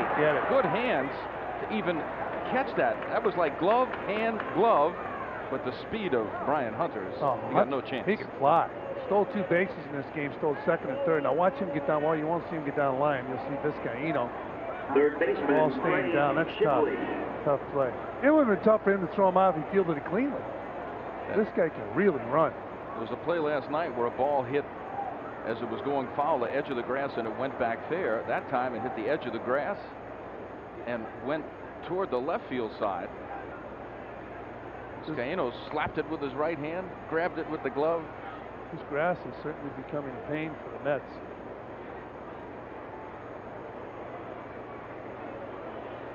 Shipley 0 for 2. Backhanded by Kent. The flip, the throw, off the bag. The throw had been good to the head to double play. Well, the great speed of Hunter got him to second base in a hurry. He was sliding into Vizcaino as he was trying to release the ball. Couldn't really stride towards first base. Had to flip the ball. You see Kent flipping. Watch Vizcaino. You see Hunter on top of him. And Vizcaino flipping the ball and moving Bronya up the line. So 2 men down now. That will bring up Jeff Bagwell. He doubled in a run to center. People felt that ball should have been caught by Brett Butler, but it was a double. Strike called by Randy Marsh behind home plate.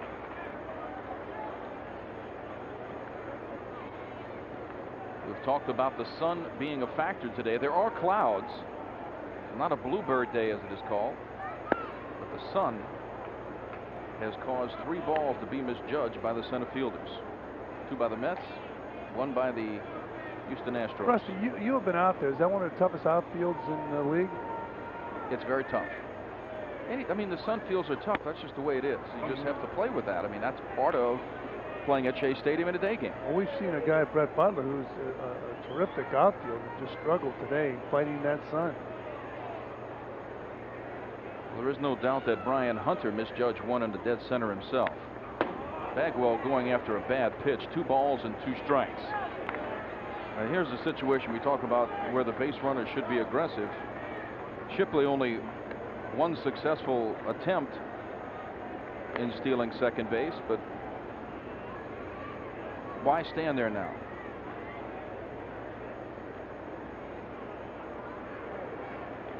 Head for the hills. Don't stop till they tag you. That used to be one of the cries in the kid games. That ball fouled straight back and Shipley not going. But you remember when it was like you're in the bottom of the top of the 5th inning and trying to get the other guys to hit. Starting to rain. Coach would tell you, run till they tag you. If they don't tag you, score. Up and in, it's a full count. When we were in Houston, which wasn't that long ago, this man was in the throes of just an awesome slump. Fouled off. Shipley going that time. It's 3-2 with 2 down. He's got to go. Talked to Bagwell about his college days, and only one college team talked to him about going to school and playing baseball there, and he went to the University of Hartford. No other college talked to this young man about playing baseball at their college. Ground ball foul. It's still 3-2. Shipley will return. Got a couple of wind sprints in. While he was at college, he got an opportunity to play in the Cape Cod League, which is one of the best in the country. He said it helped his career. He got down there, he played with guys from USC and UCLA and Florida, realized, hey, I can play with these guys, and it helped his career. Again, a 3rd foul ball in a row. And Shipley will return to first again when this happens.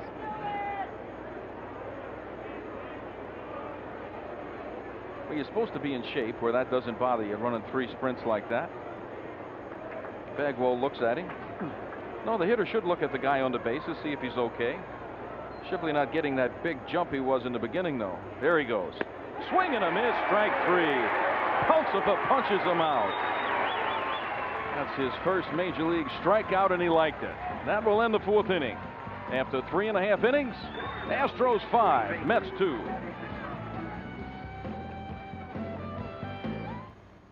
Fans, be sure to add the New York Mets 1995 official yearbook to your collection.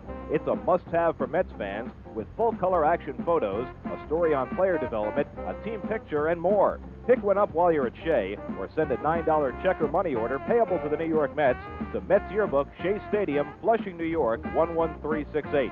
New York residents add state sales tax. Please allow 4 to 6 weeks for delivery.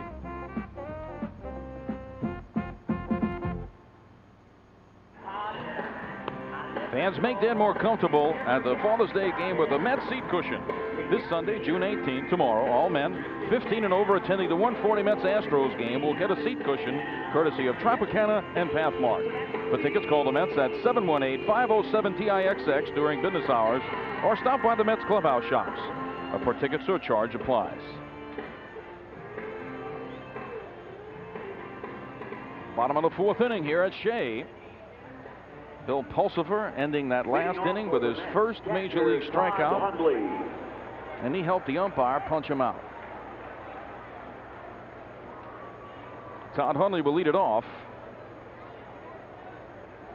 Bobby Bonilla just missing that curveball. Almost hit it out of the ballpark. Deep fly on the warning track in right center. That ball had drifted out of the park, would be all tied. Drabek on the mound for the Astros. He has struck out 3 and walked none. They're looking down and away. And it's there, but it's off the plate to Hundley, ball 1.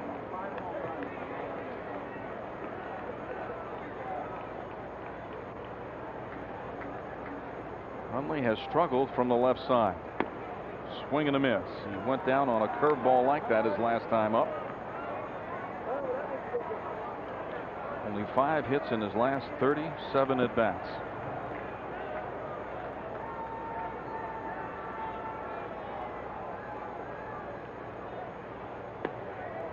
A pitch off the plate. Let me ask you a question, Francis. If you're having success, you stay and do the same thing all the time, right? Normally. When you're not having success, should you stay and do the same thing all the time? Changes. Ball fouled off the plate. Make adjustments. We're talking about the game of baseball, as you well know, it's a series of adjustments. I'm talking about hitters in the batter's box. Now, Hundley got off to a good start this year. A couple of Grand Slam home runs. But has struck out a lot. He has this big open stance. Again, swing and a miss. Got a little bit of that ball to stay alive. I don't know. I just have to believe when you're struggling as much as he is, especially from the left side, maybe you should take a different approach. Maybe I should adjust, if nothing else, how I'm going to approach all the pitchers. If I'm trying to pull all the time, maybe I should go up the middle. Maybe I should go to left field.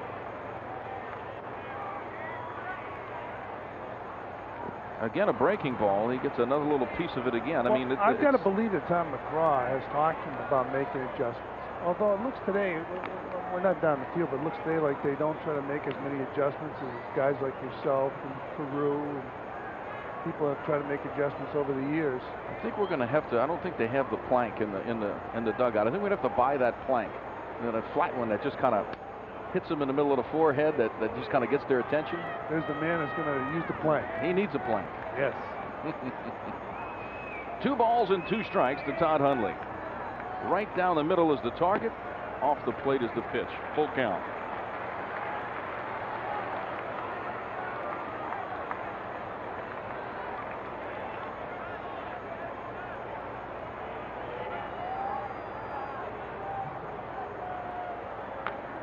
Again, another off-speed pitch, fouled straight back. When you come into a game against Doug Drabek, if you're a good hitter, a guy that can hurt him, especially if you're a left-handed hitter, you have to know that he's going to throw you a lot of breaking pitches. You got to go into the game with that in mind. We've talked a lot about how you should be thinking when you go to the plate. What's so wrong with looking for a breaking ball the first 2 strikes? This time he gets a fastball, hits it high and fairly deep to center. Camping underneath it is Brian Hunter, 1 down. Until you get 2 strikes, you don't have to swing at anything. So if you go up to the plate and you have an idea in mind against a pitcher, if he throws 70% breaking balls, why shouldn't you look for the breaking ball? Especially when the runner's in scoring position. Driving those runners in is the name of the game. And boy, the Mets need this young man to start doing it, Jeff Kent. He swung the bat a little bit better lately, especially on the last road trip. Doing okay on this homestand. Off the end of the bat, strike 1.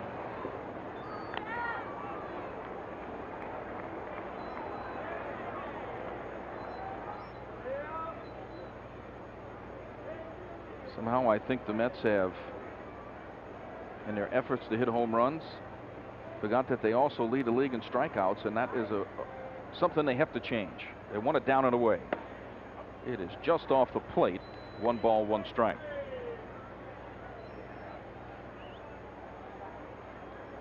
A tantalizer is Doug Drabek. He wants you to swing at the balls. Again, looking down and away. He gets it there. Kent fouls it straight back. 1 ball, 2 strikes. I heard you and Ralph talking about Joe Torre being fired. Well, there's a scenario where team made some decisions on personnel. Manager did the best he could. They didn't win. They let go a very good baseball man. Yes, they did. A very good baseball man. Our best to you, Giuseppe. We know you will land on your feet. Kent holds up on that breaking pitch. And that's 4 in a row.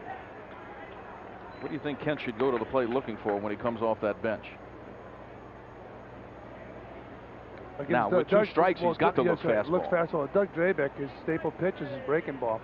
Plus, the ball, they're going to try to keep the ball away from Jeff Kent. When he's hitting the ball well, he's usually pulling everything and pulling it with authority. They want the fastball in here, I think. Yes, it is, and it is inside. But you're right, Francis. When he is pulling, that's when he's hitting best. A lot of people, I think, talked about using the whole field, but he's a natural pull hitter. I wouldn't mess with a pull hitter. I know it's fashionable to say to use the whole field, but if a guy's effective pulling the ball, go up and pull the ball. Yeah, but he's been so vulnerable to everything outside in the breaking area that up on top of the plate. He won't do it. They went down and in again. There it is. They now have the curveball set up in a 3-2 slot. Let's see. When he's smoking, he has a very quick bat, so he can get up on top of the plate. There are certain people, their bats aren't fast enough to get up on top of the plate. He did it for a short time last year. He got hit by a lot of pitches. He backed off the plate again. There it is. This time he does get a little bit of a fastball. Drifting in the stands. But Jeff has tried to go the other way with pitches, and he loops the ball into right field because he's a dead pull hitter. Some guys are made to use the whole field. Jeff Kent is not. He's very effective pulling the ball. Well, I don't agree that someone has to do that. I think someone, if they work on it in batting practice, can hit the ball hard to the right side. I'm not saying to loop the ball down the right field line. I'm talking about drive the ball in the left into right center for him. There have been some real good hitters that have been dead pull hitters. And he's done it before. That's right. Now you can see him. He's off the plate right there. It's where that front foot goes. Watch the front foot. Up and in the pitch.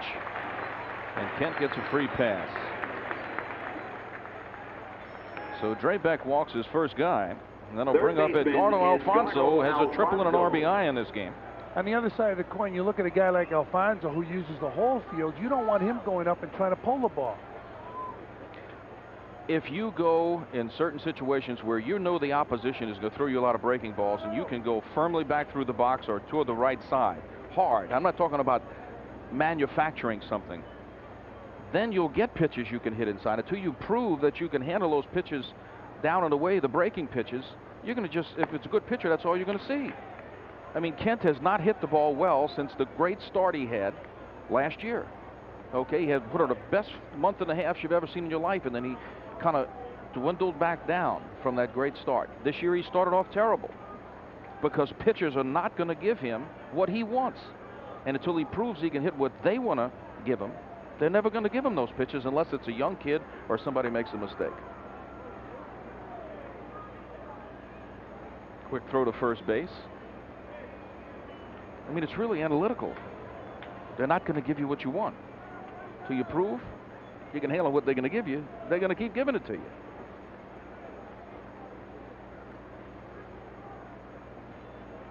One ball, no strikes.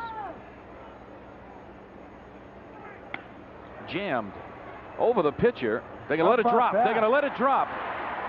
So Jeff Kent will be eliminated at second. Eduardo Alfonso will remain at first. But that wasn't a trick play. They just mixed. They messed up right there. They could have caught that ball. I mean, Alfonso was running. Ordinarily, you try the trick move if somebody's not running.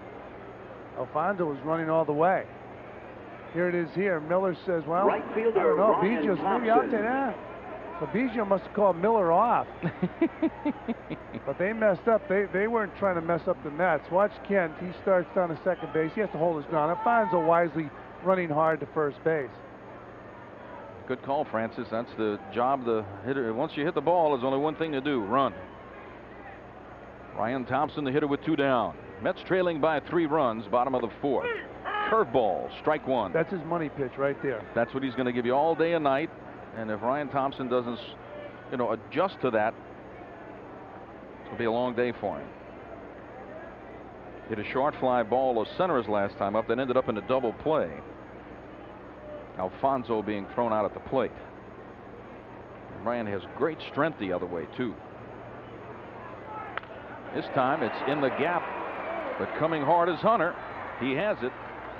Thompson hit it well. Mets strand one in the bottom of the fourth. It's the Astros 5, the Mets 2.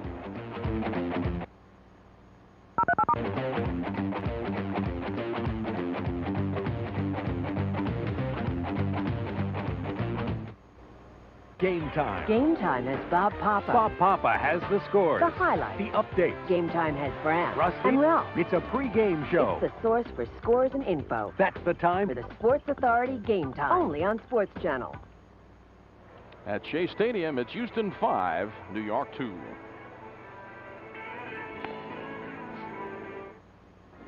Promotional considerations provided by Cartier.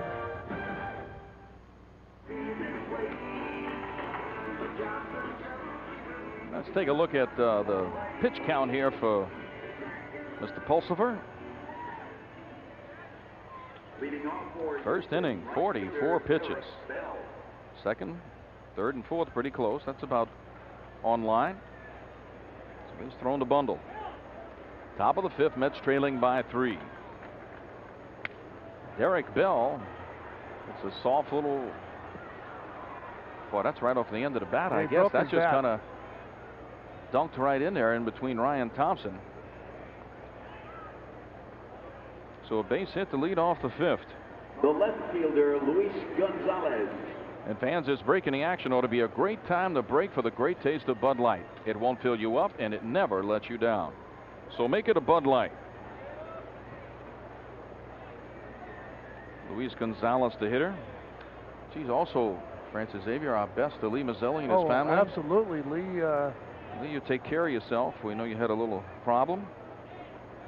You're resting comfortably, big boy. Called a grand mal, and he is in the hospital, so send along our best. There goes the runner. Hundley with the throw. No chance. So Derek Bell with his 14th stolen base of the season. Bell having a fine year for the Astros. He is falling down in home runs. Hundley did all he could do, get the ball to second base in a hurry. Bell just beat the throw, got a good jump off first base. Bell can play. Trade away from those San Diego Padres, where he had some pretty good seasons with the Padres. He was originally signed by the Toronto Blue Jays. Whoever signs those outfielders for the Blue Jays does a terrific job. Gonzalez fouls it off. This is the middle part of the game, a 3-run lead. The only thing that should be on Gonzalez's mind is to pull this ball firmly. I know it's a left-handed pitcher. Normally you don't want to do that, but if he can at least get it to the right side, he not only has a chance to drive the run in, but the runner will get the third.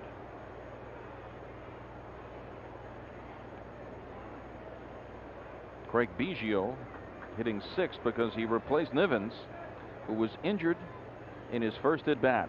Didn't even finish it. Pitch out of the strike zone. 2 balls and a strike. Craig Biggio had to come out of the dugout to hit for Nevins. Biggio had the day off, sitting in the clubhouse, I'm sure, ready to come out into the dugout, relax. Next thing you knew, he was running out of the clubhouse to grab a bat. Strike called. Good fastball. 2 balls and 2 strikes.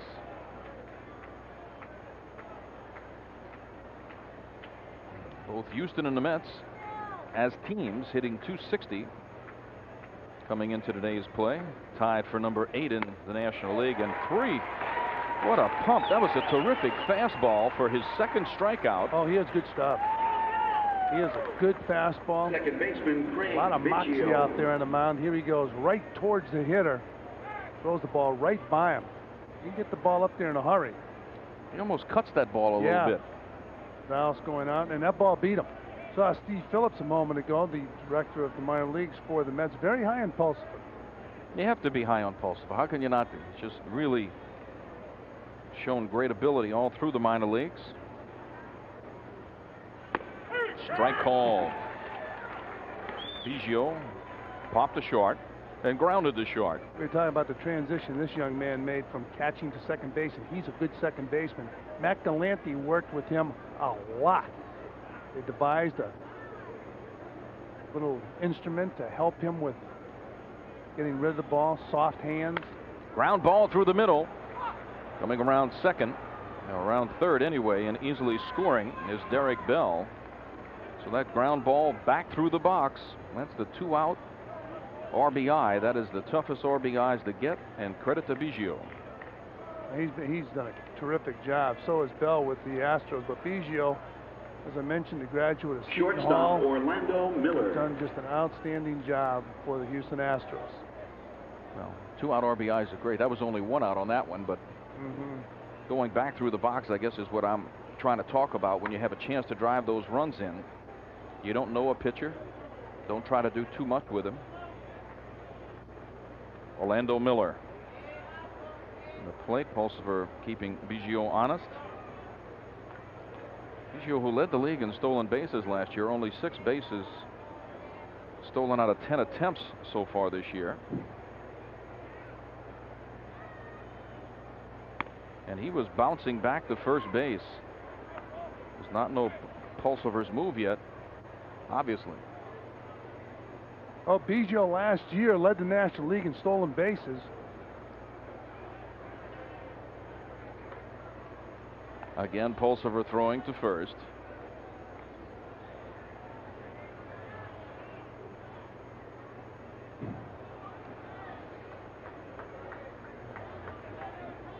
A ball and no strikes, 1 out. 6-2 now in favor of the Houston Astros. Ground ball off his feet. It's Orlando Miller now checking his bat, seeing if that's still alive.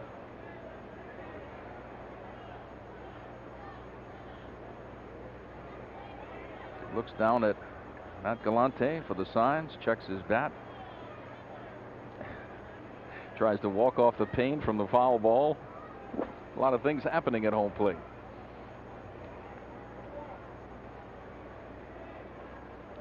A ball and a strike to Orlando Miller.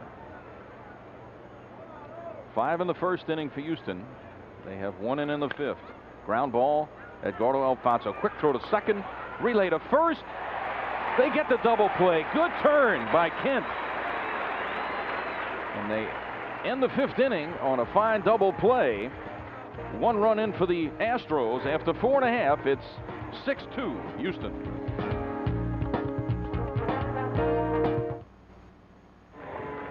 Well, Dallas Green is going to allow Bill Pulsipher to hit again. I like it. Off for the Mets, pitcher Bill Pulsipher. Okay. Nice little round of applause for the young pitcher. Well, he has shown very good stuff today. He's losing by 4 runs. A nice game for his teammates to chip away and come back. They've had a couple of chances. Bonilla almost tied it up. That long fly ball with 2 men on. Pulsipher, not the greatest hitter yet. Was 1 for 11 at Norfolk, and that time he's lucky he didn't get hurt. No balls and a strike. Target right down the middle. Curveball. 0-2.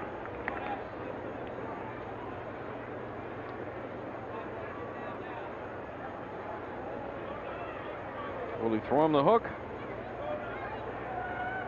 Yes, he does. Bill was happy he missed it.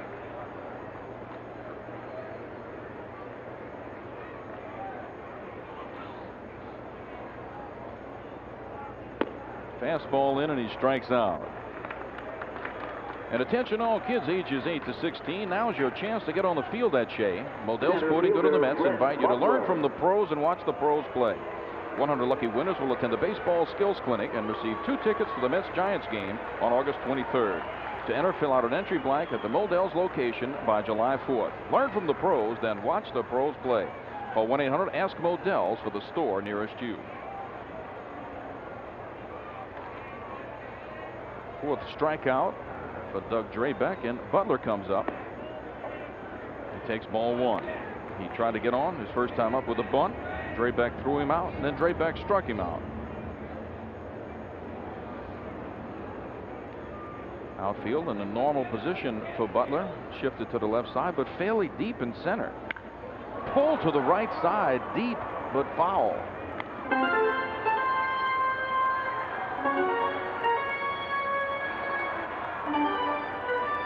So we have a ball and a strike on Brett Butler. You see his career versus Drabek. He has swung the bat very well.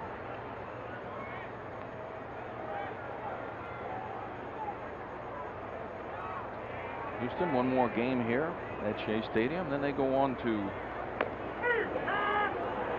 Montreal, I believe. Play 3 games there. Phillies come here after the game tomorrow. 4-game series with the Phillies. Looking forward to seeing those Phillies. Greg Jeffries, Darren Dalton, Lenny Dykstra. Should be a great 4 games here at Shea. Nice crowd on hand here this afternoon. Yep. Tremendous day for baseball. Alice Green hoping his troops can come back. Ground ball, but it's right at the first baseman Bagwell. He tosses to Drabek, who's over there in a hurry, and they're 2 down. We just hope to see a lot of people start coming back out to the ballpark and enjoying baseball. And of course, you just hope that baseball is able to get things in order, the players and the owners, take the fans into consideration. Biggest dilemma, I gotta believe, Rusty, in getting the fans back. You gotta get those youngsters, those little kids, get their friends, their dads, and get them interested in the game again. Start packing these ballparks, but some of the time starts too late. Vizcaino tries to dump one down the third baseline, fouls it off for strike 1. And it's easy for people that are not involved like myself to say you got to adjust the times, but it's going to cost teams money if they make them a lot earlier. But you have to do it to keep the interest. Well, it'll be interesting to see what transpires. It's good to see as many kids out to the ballpark as we have seen. There's strike 2 to Vizcaino. By the way, Francis, in Toronto after 7 against the Texas Rangers, David Cohn pitching a no-hitter. Okay. No balls and 2 strikes, 2 down. Make it 1-2. David Cohn flirted with some no-hitters here at Shea Stadium. Good stuff, no doubt about it. Off-speed pitch, grounded right at Biggio, over to Bagwell. And an easy inning for Drabek in the bottom of the 5th inning. This game is official. Astros 6, Mets 2.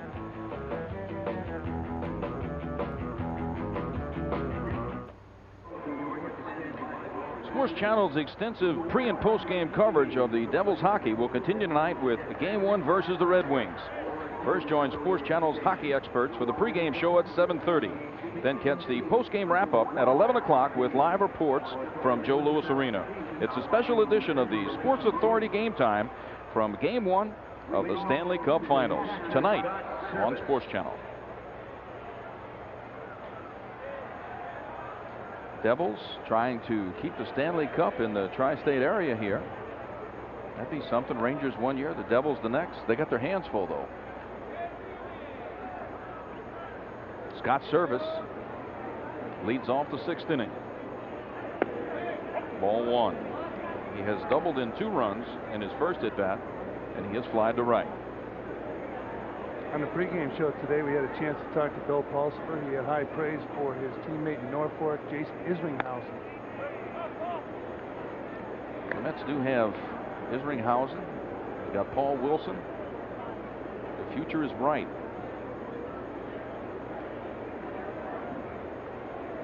Pitching being the name of the game in baseball, never seems to be enough of it. 3-0. Pulsipher has thrown a lot of pitches. A little mad at himself. That was his 103rd pitch of the game. And 104 will walk Scott Servais.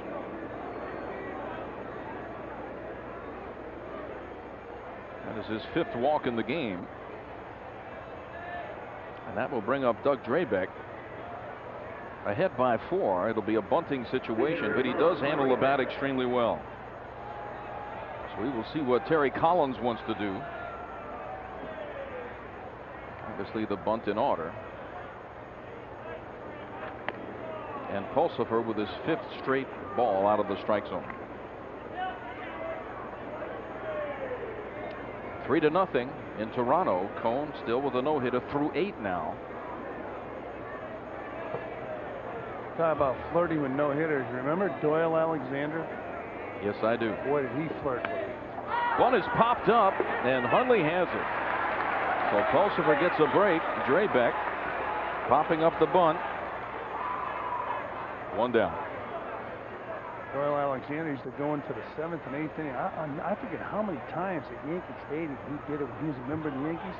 And then he would give up that one hit. You got him one time? I got him one of them. You humble devil, you. That's one of the ones I remember. The other day, who was it that said it was Necro said I broke up his nose. I didn't even remember that one.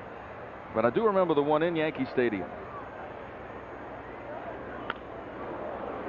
Long and very foul, and strike 1. You know, it's funny because Thurman really didn't want to catch Doyle because he shook you off almost every pitch. I thought it was kind of a superstitious habit, but he shook the catcher off all the time. So I caught a few times that he was flirting with those no-hitters. He shook me off, shook Thurman off. He was traded to Texas. Jim Sundberg says, "This guy shake everybody off?"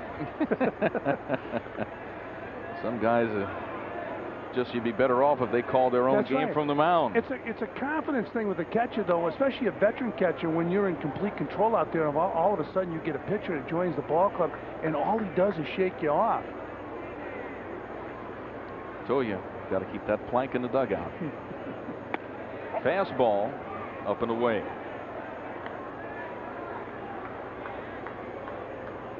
Pulsipher with a little tendency to fall off the mound a little hard toward the third base side. Have to go at the catcher. The fastball fouled straight back. 2 balls and 2 strikes. Sometimes you try to reach back and.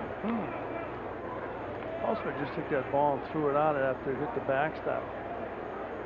Sometimes those pitchers, those crafty veterans like Whitey Ford, would take that ball all scuffed up, put his fingers put a couple of more scuffs on it. That baby be sinking all over the place. Pulsipher trying for the strikeout, just misses. Full count. You know, you get some young catcher out there and he's not aware of an older pitcher using the scuffed ball and wanting to use the scuffed ball, and the catcher's asking for a new ball. That's to kill him. The pitcher says, "Hey, don't be getting me any new balls."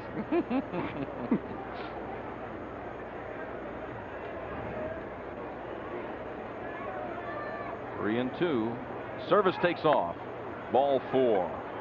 So 2 walks in this inning have gotten Pulsipher in trouble. There's 1 down, and Craig Shipley will come to the plate. Talking about Whitey Ford, he would scuff the ball on one side, and of course he didn't have the heart to tell Elston Howard that not to do it, so Elston would be taking the ball and cutting it on his shin guard. That ball was all cut up. Ball will be doing circles out there. That bullpen is quiet. Pulsipher. The ball is in his hand. And fans, you know there's only one thing better than a Mets win, and that's celebrating with an ice cold Budweiser, the king of beers. Mets and the Astros have split the 4 games they have played this year. But Houston has been pretty dominant against the Mets for a while. They have won 16 of the last 22 games these clubs have faced each other. Fly ball center field. Butler is right there. Service back to second. Hunter back to first. 2 down. That will bring up the big boy, Jeff Bagwell.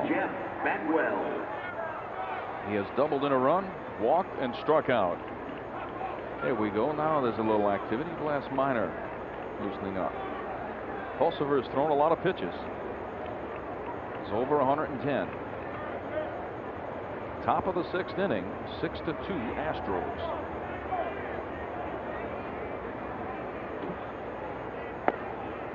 Ball 1. Outfield and infield extremely deep for Bagwell.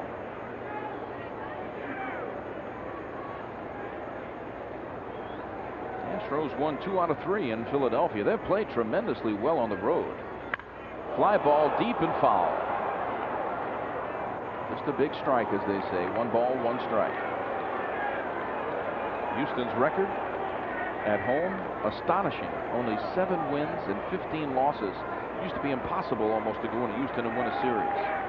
So they are off to the worst home record they've had in a long, long time, and they've played brilliantly on the road, 15-8.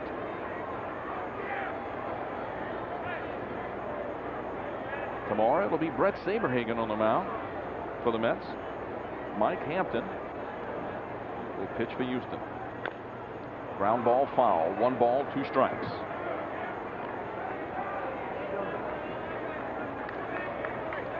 It is Terry Collins. Done a fine job in Houston. 115 as of this moment.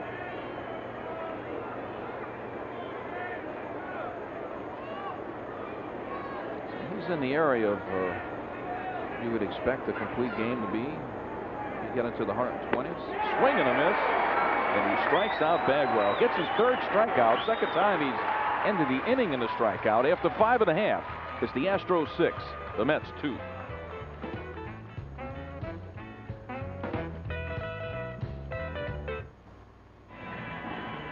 Astros 6, Mets 2, bottom of the 6th inning.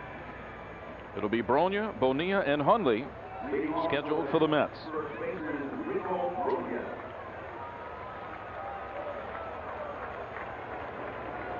See a strikeout on a single for Rico.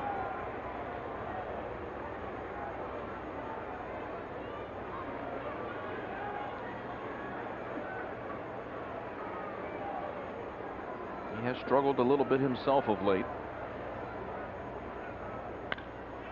Fly ball, left field. Gonzalez blocking.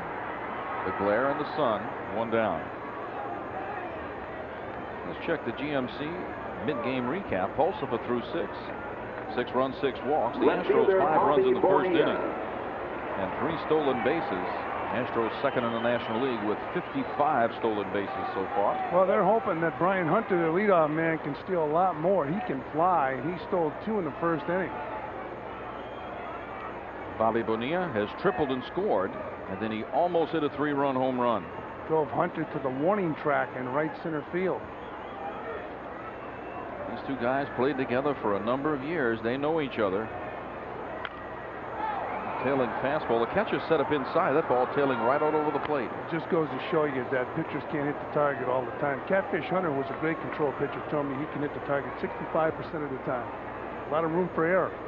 Yes, there is. You just got to hope when you miss the other way, not over the heart of the plate.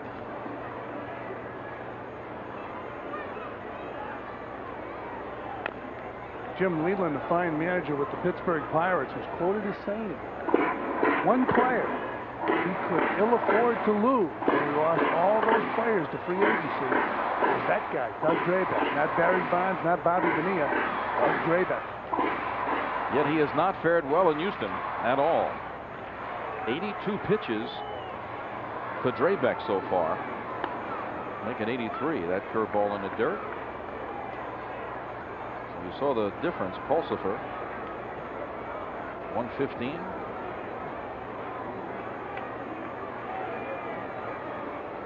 Well, Drabek really has been a control pitcher throughout his career. Again, a curveball out of the strike zone. 2 balls and 2 strikes. Pulsipher would be considered a hard thrower, and Drabek would be considered a guy whose best pitch is his curveball. Yet he has a fastball, has a lot of movement on his fastball, but is not overpowering. 54 strikeouts this year. There's Pulsipher. Yet he has actually walked 26 batters. That is not good. Swing and a miss, and Bonilla goes down on strikes. Make it his 5th strikeout of the day. And that'll bring up Todd Hundley, who has struck out and flied to center. Here's the last pitch to Bobby Bonilla. There's that breaking ball. A nasty pitch. That more of a tight slider than the big slow curve. Like those sliders that break down, you call them sliders. Down and in. Quicker one. A little quicker pitch. A little tighter break to it.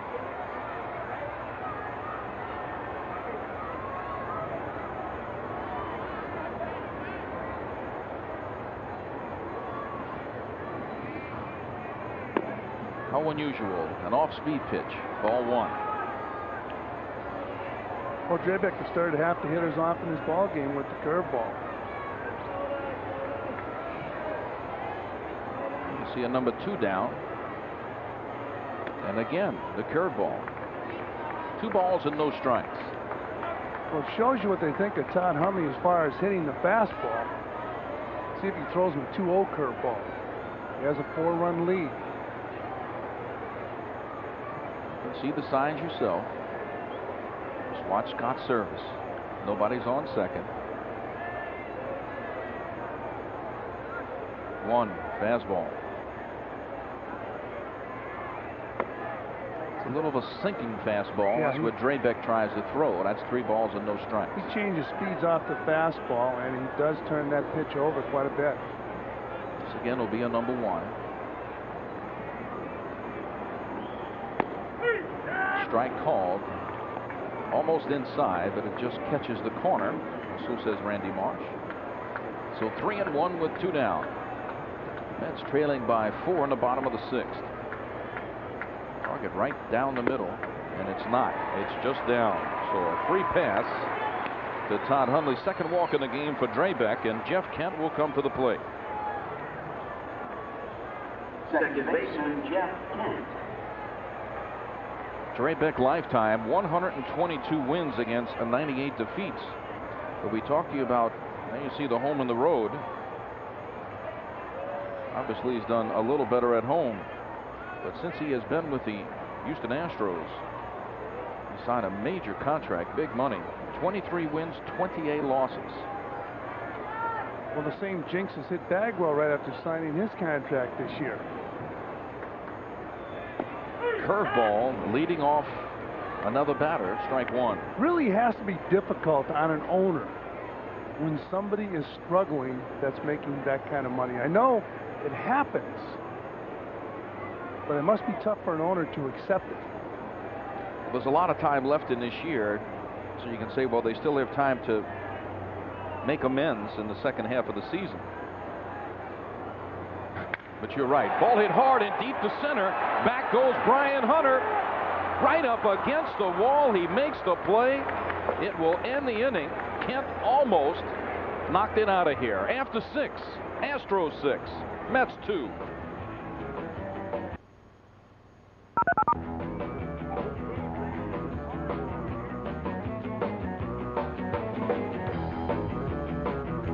Night this summer, catch harness racing's biggest and best events when Sports Channel's Summer Racing Series from Yonkers returns. Catch the season premiere live tonight at 10, only on Sports Channel. Top of the 7th inning. You see Dallas Green studying that roster. That's the lineup card for both clubs. This will be Pulsipher's last inning regardless. And take us the rest of the way, Ralph Kiner. Okay, Rusty Staub, and a 5-run first inning against Pulisipher. The undoing of the rookie in his major league debut. Since that time, he has given up 1 run on 4 hits. And he'll be working to Derek Bell as his first batter. Bell in this ball game, 2 for 3. Infield base hit that really should have been turned into an out. Didn't help Pulsipher at all in that first inning. And a misjudged fly ball in center field also contributed to those 5 runs. And the first pitch to Bell, a fastball for ball 1. Pulsipher has struck out 3 batters. He has walked 5. 3 of them in the first inning. That was the thing that killed him. Certainly did that. 9 men to the plate in the first inning, and the ground ball hit slowly to third. Alfonso quickly to it, and Bell is out. Well, this is the anniversary of a very famous play that took place at in New York. I'm ready. You're ready for it, huh? Remember the name Marv Throneberry? His initials spelled Mets. Yeah? Marvin Eugene Throneberry. First baseman for the Mets. The most famous as you look at Luis Gonzalez. Oh, is this the base running thing? This is the great day. Today, the anniversary. On this day in 1962, Throneberry tripled to right center field with 2 men on base. The 2 runners scored. The Mets looked like they had the tying run at third base, a chance to tie up the ball game. The Cubs put the ball in play, threw it over to first base to Ernie Banks. Ernie Banks stepped on the bag. Dusty Bogus, the umpire, called Thornberry out for missing first base.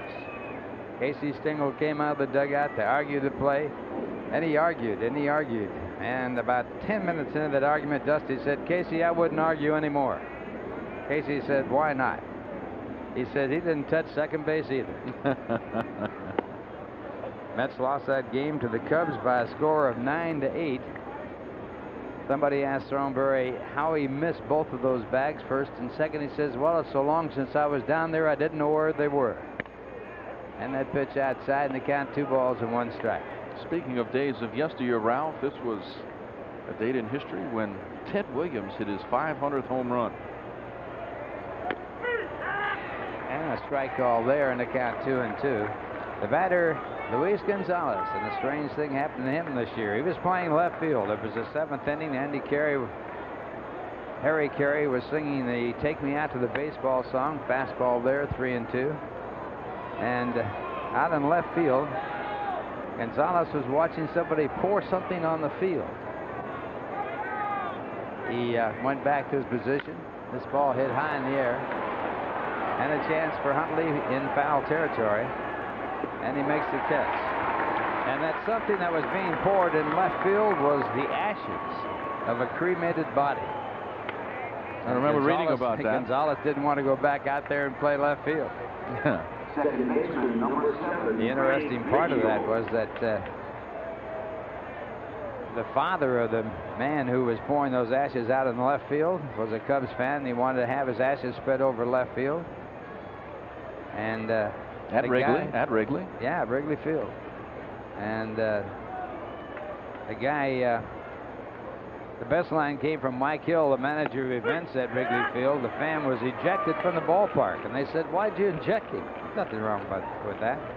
He says he was throwing stuff on the field. Now the batter, Craig Biggio, who is 1 for 3 in the game.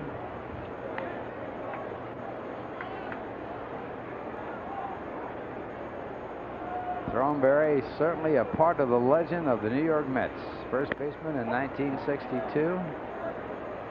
I thought you might take off on the 500 home runs of Teddy Ballgame, Ted Williams. Now everybody knows he hit that, and he hit more. His last home run, he hit off Jack Fisher in his last at bat in the major league. This ball hit hard to left field. It's way back. It's going. It is gone. Goodbye. Craig Biggio with a home run. And it's now a 7-2 ball game. First home run given up by Pulsipher in the major leagues. You know, doesn't it always work out that way? A guy who was not supposed to play having a good day. It's 2 hits and 2 RBIs for Biggio, who replaced Niven, who was injured in his initial at bat. Biggio finished that one up. And just turned very well on that fastball. 7th home run for Biggio, and the next batter is Orlando Miller, and he takes high for ball 1. He knows it. Ball out into the bleacher area.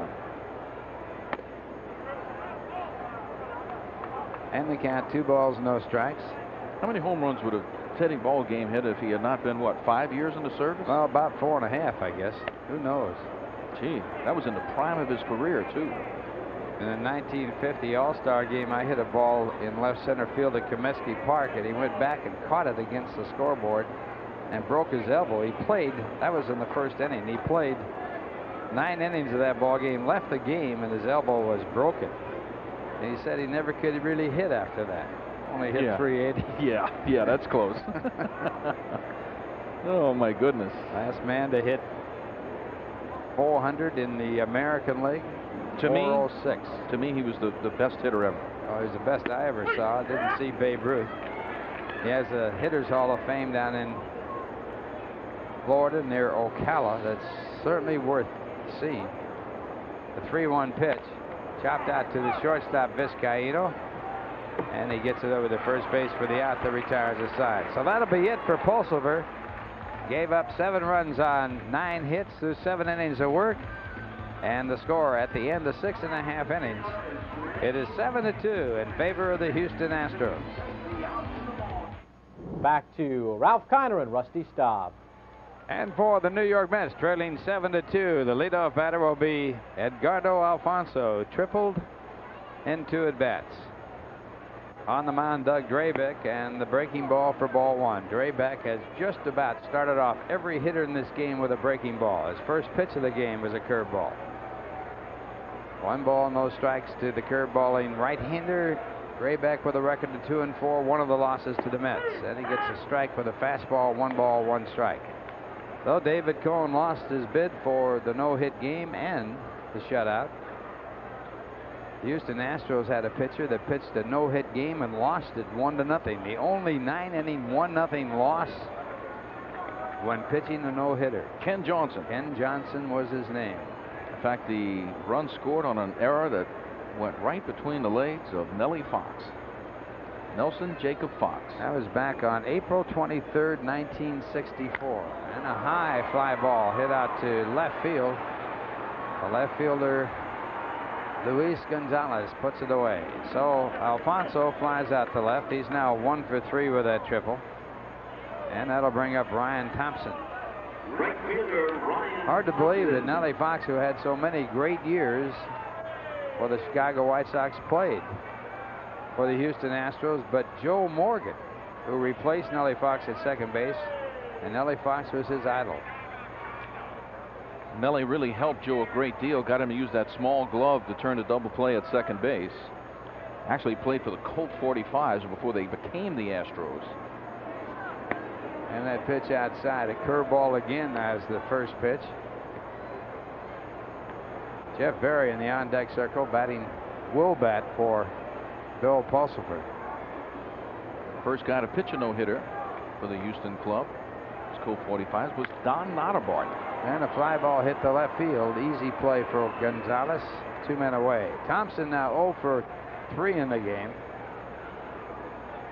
In his last 9 ball games, he was hitting .400 before this one. That'll bring up Jeff Berry. Berry with just a few at-bats. He has been up 3 times. And he's 0 for 2 as a pinch hitter.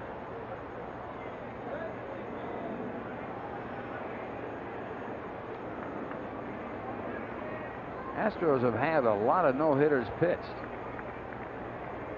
Well, Don Wilson got a couple of them in there. Durker got one, didn't he? Yeah, Durker had a no-hitter.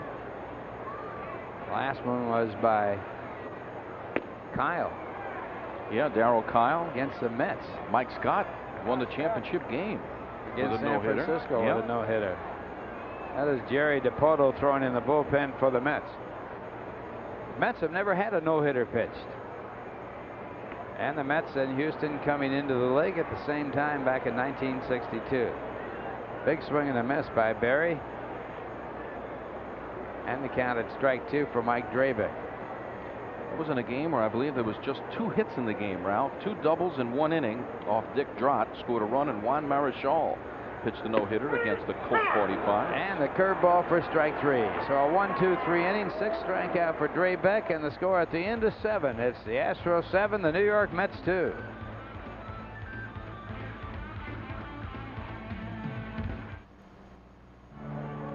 Astros leading by a score of 7-2 as we go to the top of the 9th inning. Tonight at 10 o'clock on Sports Channel, the summer of live racing action is off and running with the season premiere of Summer Racing 95 from Yonkers. It's an hour of exciting harness races live from Yonkers Raceway. Summer Racing 95 from Yonkers tonight at 10 o'clock on Sports Channel. New pitcher in the game, Jerry DiPoto, his 18th game, an 0-3 record with no saves, a 6.85 earned run average. In 22 1/3 innings pitched, he has given up 28 hits, walked 10, and struck out 19. And he'll be working to Scott Servais as his first batter. Talking about some of the events that has taken place in Houston. The highest batting average in baseball history compiled by a Houston ball player. His lifetime batting average, 1,000. Oh, I know who it was, too. And he had 3 at-bats and 3 base hits, and they were all against the New York Mets, and he never played another game for Houston. Who was it? His name was John Paciorek. His brother, right, who is now working for the Chicago White Sox on television. Tom Paciorek, who played here with the Mets for a while, played with a number of different teams, but John Paciorek was a great high school football player, gave up all kinds of scholarships, and that was the only at-bats he ever got in the big leagues, and it was something. Last day of the season, 3 for 3. 3 for 3, hurt his back, never got back into the major leagues. Highest batting average in major league history with the most at-bats. There have been other players that have been 1,000, like 1 for 1 and never had another chance, but he had 3 for 3. First pitch to Servais, who is 1 for 2 with a walk and a strike 1 on a foul ball. Servais hitting .239, 1 home run, 10 runs batted in. Doubled his first time up in the first inning to drive in 2 runs when Houston took the lead 5-0, sending 9 to the plate. And that ball hits him on the elbow, and Servais gets first base the hard way.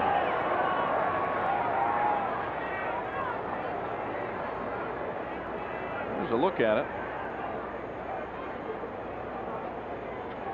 See, we're right off the left shoulder. Mr. Doug Drabek. It's right up and in. And that'll bring up Doug Drabek. Drabek with a base hit to drive in a run back in the first inning. Also has been robbed of a base hit on a great diving catch by Butler, and he also fouled out trying to sacrifice, and in a sacrifice position right here. Runner at first base, no one out, top of the 8th inning. Squares and bunts it out to the mound.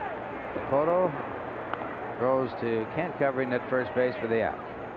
So a successful sacrifice, his 3rd sacrifice bunt of the season, and that'll bring up Brian Hunter. That's the first time Servais was hit by a pitch. Second time Dipoto was hit a batter. Dipoto might have had a chance at second base. Never looked. Servais not very much in the speed department, and he just said, I'm just going to get the runner. The hitter anyway, not the runner. Because he had a chance at second to get Servais. That'll bring up Brian Hunter. Hunter in this ball game is 1 for 2 with 2 walks. He scored the first run of the ball game after a 3-2 walk, stealing second and third, and he came in on Bagwell's double to center field that should have been caught. He would have scored anyway. It would have been a sacrifice fly. Would have had the RBI. Yeah. And the fastball in there for a called strike. Hunter hitting at .273 coming into this game. Last night's ball game, 4 for 7. Hit his first major league home run off Doug Henry of the New York Mets, and there's a wild swing. Strike 2 the count. Hunter led all minor league hitters with a .372 average playing for Tucson in the Pacific Coast League back in 1994. He also led the league in stolen bases in 1994. Had 191 hits that led the league, and also had 113 runs, and a ground ball to the second baseman Kent. And Hunter's out, and on the play, Servais goes to third. So a runner at third with 2 men out, and Craig Shipley the batter. Shipley, one of the few players to play in the major leagues, born in Australia. Tap the Rockies with Coors Light. Thank you, New York and New Jersey, for making Coors Light the #1 light beer. Shipley once with the Mets. Played 4 games with the Mets in 1989, hit .143. I'll tell you, Ralph, good comeback by Bill Pulsipher in the game today. The 5 runs, we said a couple of outs could have been made to help him not give up that many runs in the first, but a good outing for him after that tough first inning. After that first inning, he gave up 2 runs on a total of 5 hits. So 6 good enough innings. But that first inning did him in 5 runs on 4 hits, but not helped out defensively. Fastball chopped foul, so the count stays 1 ball, 2 strikes. So Pulsipher will now have the enjoyment of answering the questions after his debut here in the major leagues. Look, it was a shaky first inning, shaky inning completely for the Mets, but he should be proud of the way he pitched the following 6 innings. And Tapota's 1-2 pitch, strike 3 called. So Tapota leaves a runner at third base, and after 7.5 innings, it's the Astros 7, the New York Mets 2.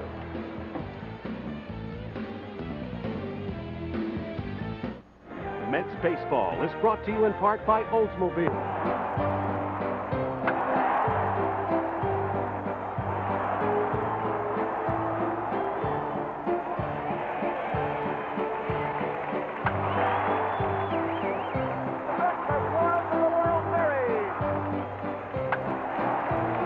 It's always different, but it never changes.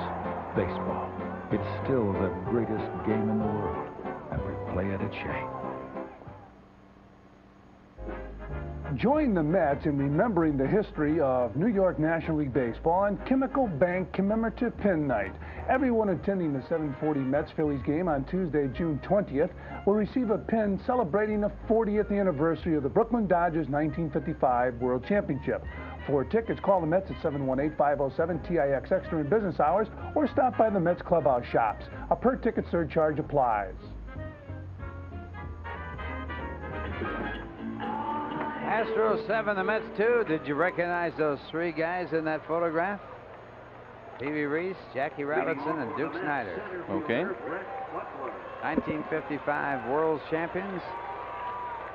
Johnny Padres pitching the final game of the World Series, the 7th game, winning by a score of 2-0. It's the only time they won the World Series. While they were in Brooklyn. That is true. Played in the World Series in 1920 against Cleveland. As Butler will lead it off, he's 0 for 3. And he takes the first pitch, a called strike. Again, a curveball to start off the sequence. Third baseman, Craig Shipley, in tight. Not as far in as most third basemen play Butler.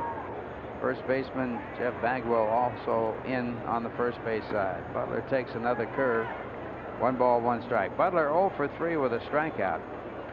Drabek bounces off the mound well. Sometimes a pitcher will say, I don't want you to play too much in. He's quick off the mound, Drabek. And a line drive in the left center field, a base hit. Center fielder bobbling the ball. Butler trying for 2, and he'll make it. So Butler with a base hit to lead it off here in the 8th inning. The Mets trail by 5. And the Mets are hoping that'll be a start. Well, they're trying to decide who's going to get it. I don't think they could really call that an error. I think you have to give a double and good aggressive base running by Butler. That'll bring up Jose Vizcaino. Jose 1 for 3. And the Mets need base runners. They are giving that a score, sets it up as a 2-base hit.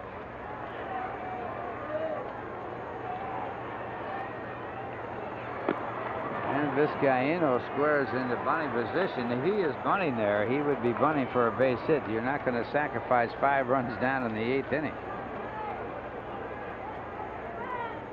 Vizcaino with 10 sacrifice bunts. He leads the National League in that department. Second to him, Bobby Jones, the pitcher for the Mets, has 9.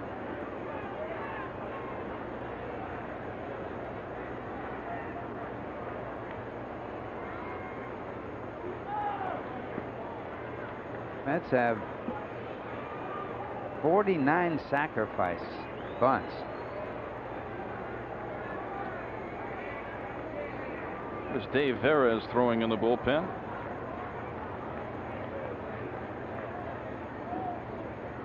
And that pitch taken inside. The fastball there. 2 balls and no strikes. Drabek has pitched 1 complete game this year.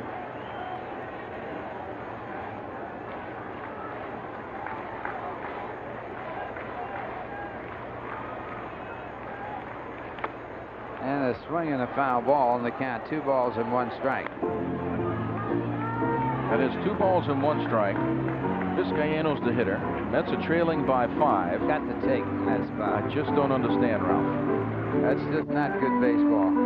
Got to look for a walk here and give the pitcher a chance to give you that walk, but Vizcaino swings away, and that was a borderline pitch. It might have been inside.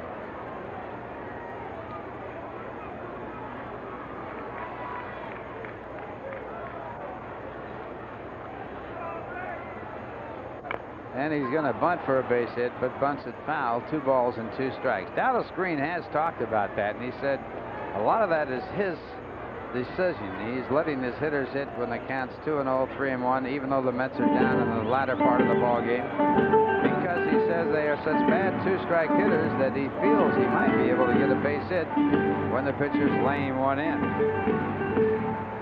I don't care. But it goes against the grain and goes against the book. But he's trying to help out the hitters because of their lack of the ability. Play at second base. It goes into center field. Butler gets up and goes over to third. It's going to be close to third, and Butler is out.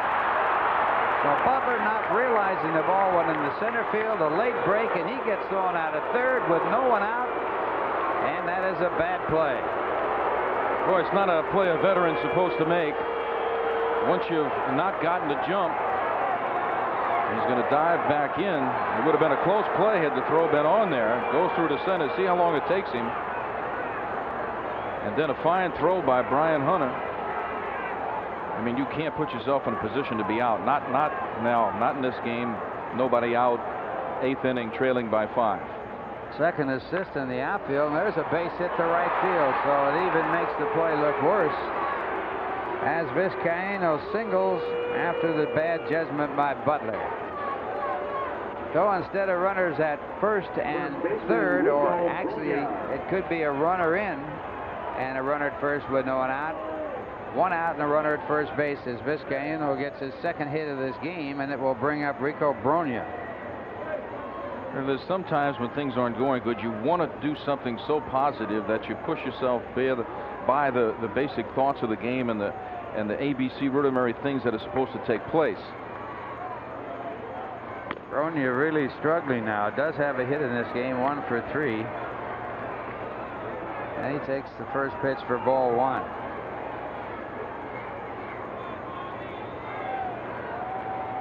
Brogna tied for the club lead in strikeouts with 39, tied with Jeff Kent. Average at 274, 7 home runs, 26 runs batted in after getting off to a very good start.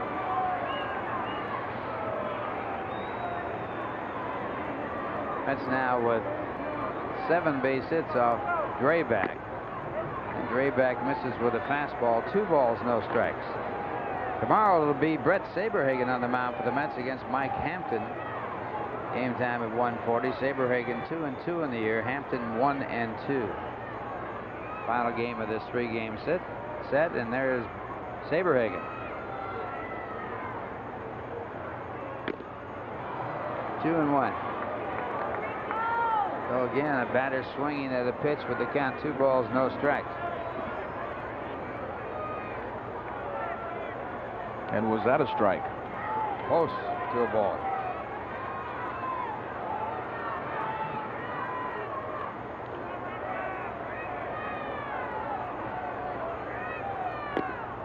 Breaking ball that time. 2 balls and 2 strikes. I guess the thing that amazes me is how, when a guy has thrown that many breaking balls, how fooled some of the batters seem to be when they swing through or swing above or fooled by a curveball. I would think that if he throws a fastball, about 5% of the time he throws it in the strike zone. Curveball hit up the middle, and it's a base hit. Vizcaino will go to third base on the hit, and the Mets with runners at first and third as they pick up their 8th hit of the ball game. And the batter coming up, Bobby Bonilla.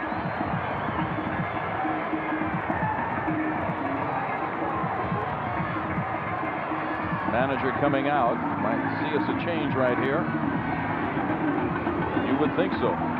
But he's taking the ball. Yeah, he's out of the ball game. But Houston leading 5-2. Bobby just missed tying up the ball game back in the third with a drive to deep center field that was caught for the final out of the inning. Well, a new pitcher coming in. This call to the bullpen is sponsored by MCI Long Distance.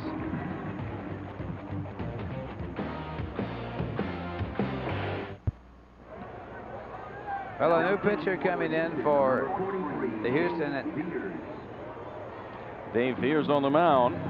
He has a 3-1 record, a 1.07 earned run average, and does not have a save. This is game 24 for Veres. 33 2/3 innings pitched, giving up 28 hits, walking 11, and striking out 31. Good strikeout per inning ratio there. And don't forget that we'll be back on the air Monday night when the Mets take on the Eastern League leading Philadelphia Phillies. Game time at 7:30. Sports Authority game time at 7 o'clock, and that's live and exclusive right here on Sports Channel. The Mets against the Philadelphia Phillies.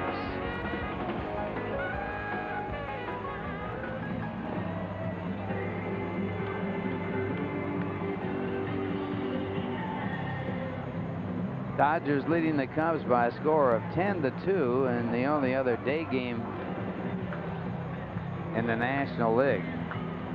Phillies leading Atlanta by 3 games, Montreal by 3, Mets by 11.5, and Florida by 13.5. Those Cubbies trying to get back at Cincinnati. Cincinnati has played so extremely well after that terrible first 9 games of the season. Cincinnati, in fact, has lost 3 in a row. The Cubs, having won the 2 previous games, snuck to only 4 behind, but they're going to lose this one, it looks like. You never know in Wrigley Field, though. An 8-run lead is not the same as it is in some ballparks.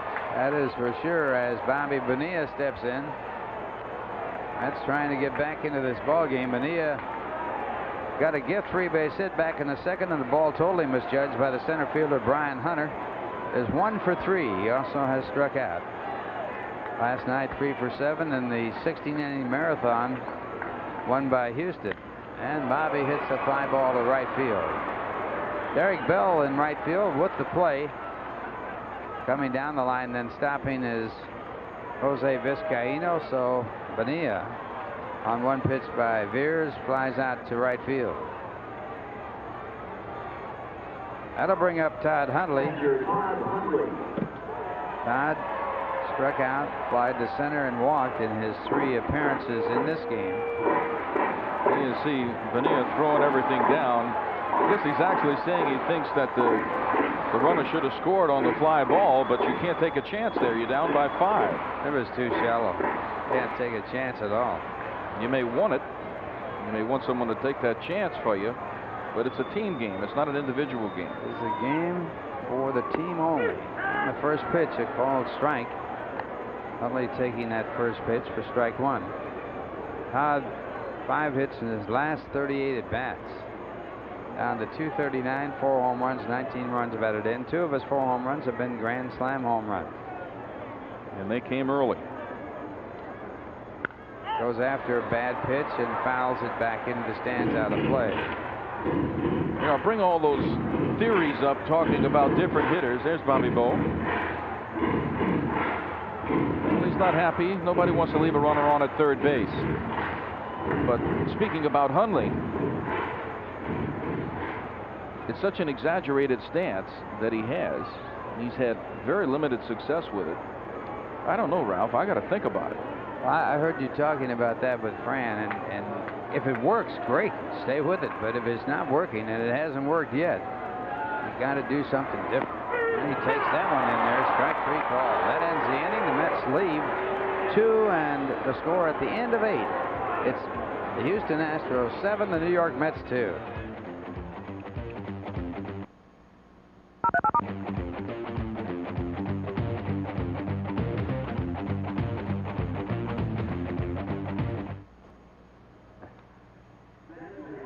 Top of the 9th inning, and Houston leading by a score of 7-2.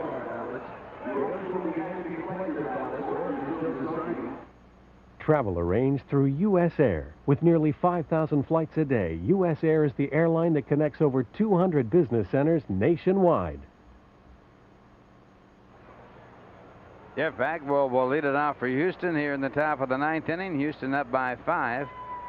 Bagwell in this game with a base hit in 3 at-bats. He struck out twice. He also has walked. Amazing thing about Bagwell, he has struck out 51 times this year in the third of his season. He drives that into right center field. It'll be a base hit. Last year, Bagwell struck out 65 times in the complete season when he was the MVP.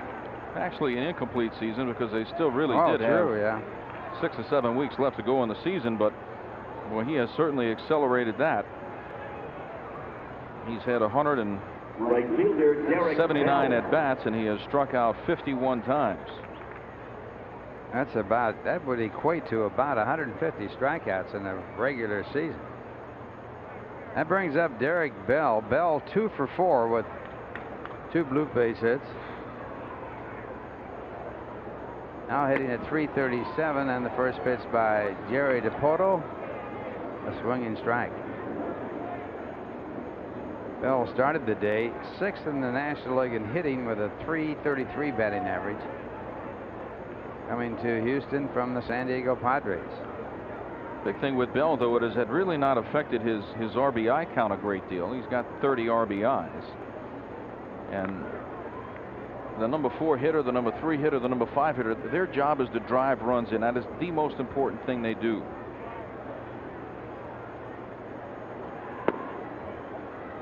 And that pitch, a ball, 1 ball and 1 strike. Expect before the year's out that he will hit a certain ration of home runs. That kind of works its way out during most of the seasons. Had a good year for the Padres last year as he fouls off the fastball. The Padres in 1994, 311, 14 home runs, but only 54 runs batted in 108 games.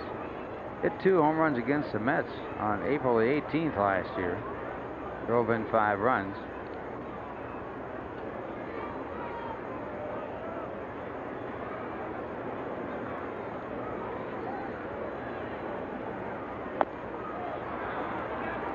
Well, Bell doesn't make the contact. He'll go back to the bench, and we'll have a new hitter. Left fielder Luis Gonzalez. Paid attendance here today, 20,364.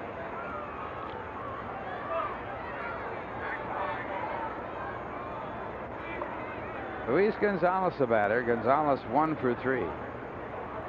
Triple in the third. That was misplayed in center field.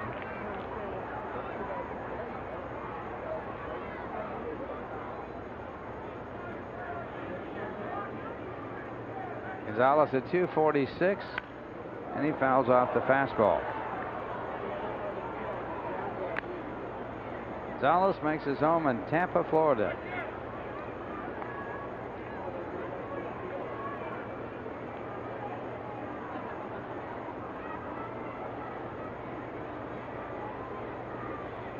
Runner at first base not being held on. Bagwell the runner.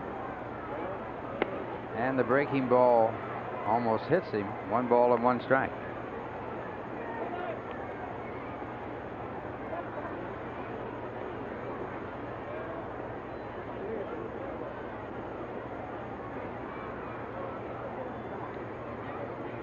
'93, Gonzalez hit 300 for Houston.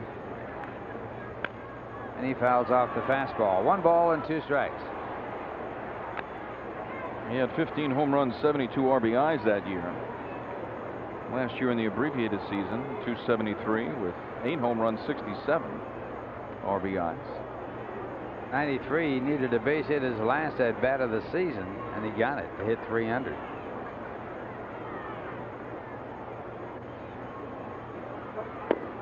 Again, he almost gets hit. 2 balls and 2 strikes. It's amazing the difference between hitting 299 and 300 is to a ball player. Well, it's like winning 19 or 20, hitting 29 or 30 home runs, driving in 99 instead of 100. Those milestones. Up the middle, flag down by DePoto, and he should get the double play and does. Depoto to Vizcaíno to Bronya in the double play. Retires Houston here in the top of the 9th inning. We go to the bottom of the 9th. The Mets need 5 to tie.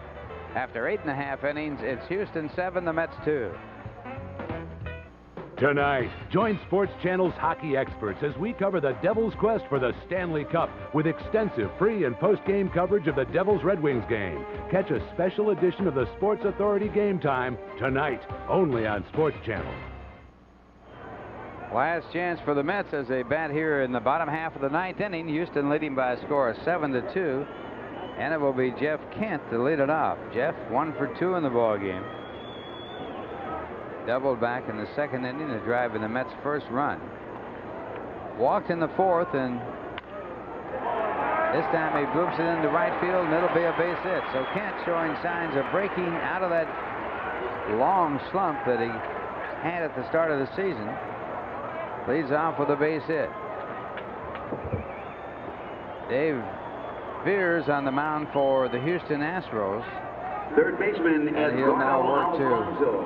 to Edgardo Alfonso, who is 1 for 3 with a triple. Alfonso tripled the drive in the Mets' second run in the 2nd inning, triple to right field.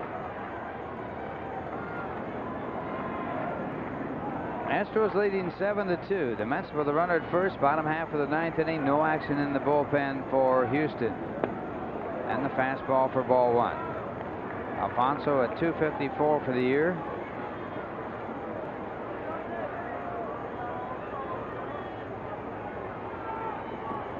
Kent not being held on at first base, and the breaking ball to call strike. 1 ball, 1 strike. Alfonso making the jump from Double-A baseball, played at Binghamton last year on their championship team, champions of the Eastern League, and now in the major leagues. Punch it, base hit to right field. So Alfonso keeps it going. Kent will go to third. The Mets with runners at first and third with no one out. You got to give the Mets credit for one thing this entire year, Ralph. They have not quit. They just keep plugging away. They've had a lot of comebacks. Some have tied games. They haven't been able to put the final nails in the coffin, but it's good to see that they have that kind of life in it. They just, at the end of the game, don't just concede. They've been busting, and it's mostly this guy right here, Dallas Green, that keeps that attitude around. So runners at first and third, no one out. We have a pinch hitter for Ryan Thompson. That's going to be Bill Spires, as Dallas Green wants the left-handed batter in there against the right-handed pitcher. Spires 2 for 12 as a pinch hitter. You see 2 for 17 on the season.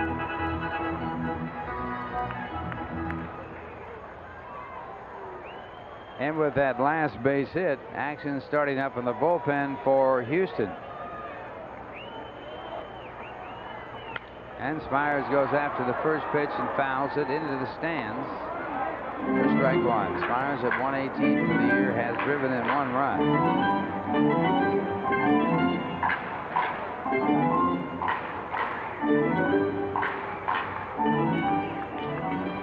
Pitcher is due up next in the lineup batting order, and the Mets have Joe Orsulak on deck. As the split finger fastball moves outside, 1 ball and 1 strike. There's Joe. Won the last game for the Mets with a base hit up the middle in the 10th inning.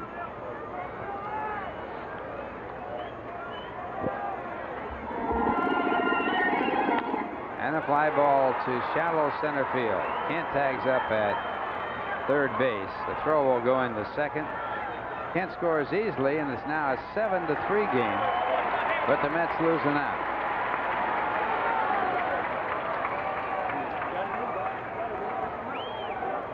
That'll bring up Joe Orsulak. So Spires gets his second RBI of the season. Depoto, number 6, Joe Orsulak.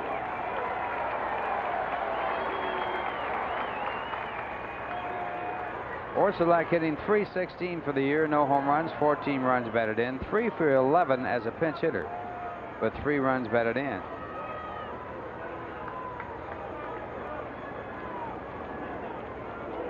Orsulak winning the game against the Florida Marlins with a base hit in the 10th inning, and he takes the first pitch for strike 1.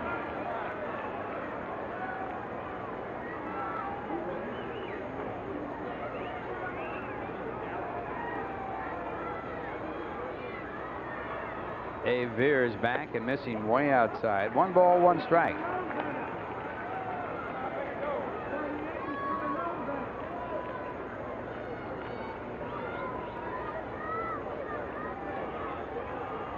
Mets with 10 base hits as the Astros. They're trailing by 4 runs, and the fastball fouled back. So they count 1 ball and 2 strikes.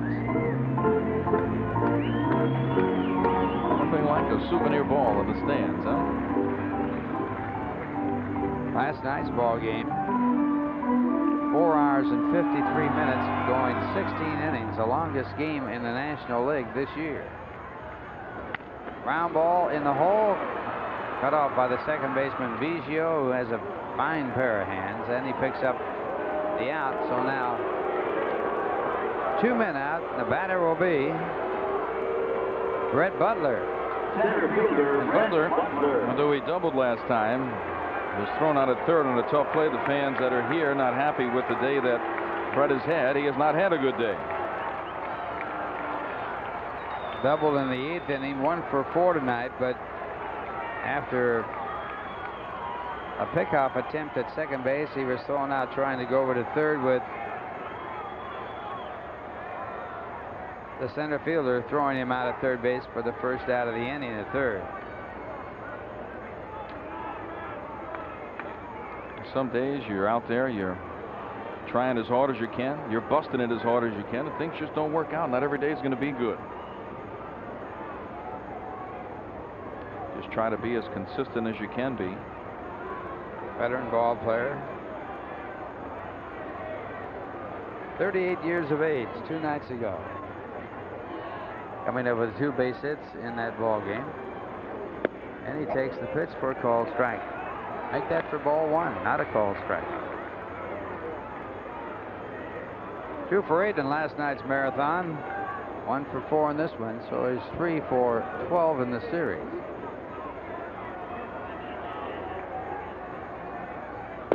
Two balls, no strikes. I mean, Veres as an opposing pitcher here with 1 runner on, 7-3. He's worried about sinking it, and I don't understand some of that. You got a guy like this up here who normally takes a strike. Just got to pump that thing right down the middle, don't you? Absolutely. Make him hit the ball. The walk would be devastating. There's that strike right down the middle, and it's 2 balls and 1 strike.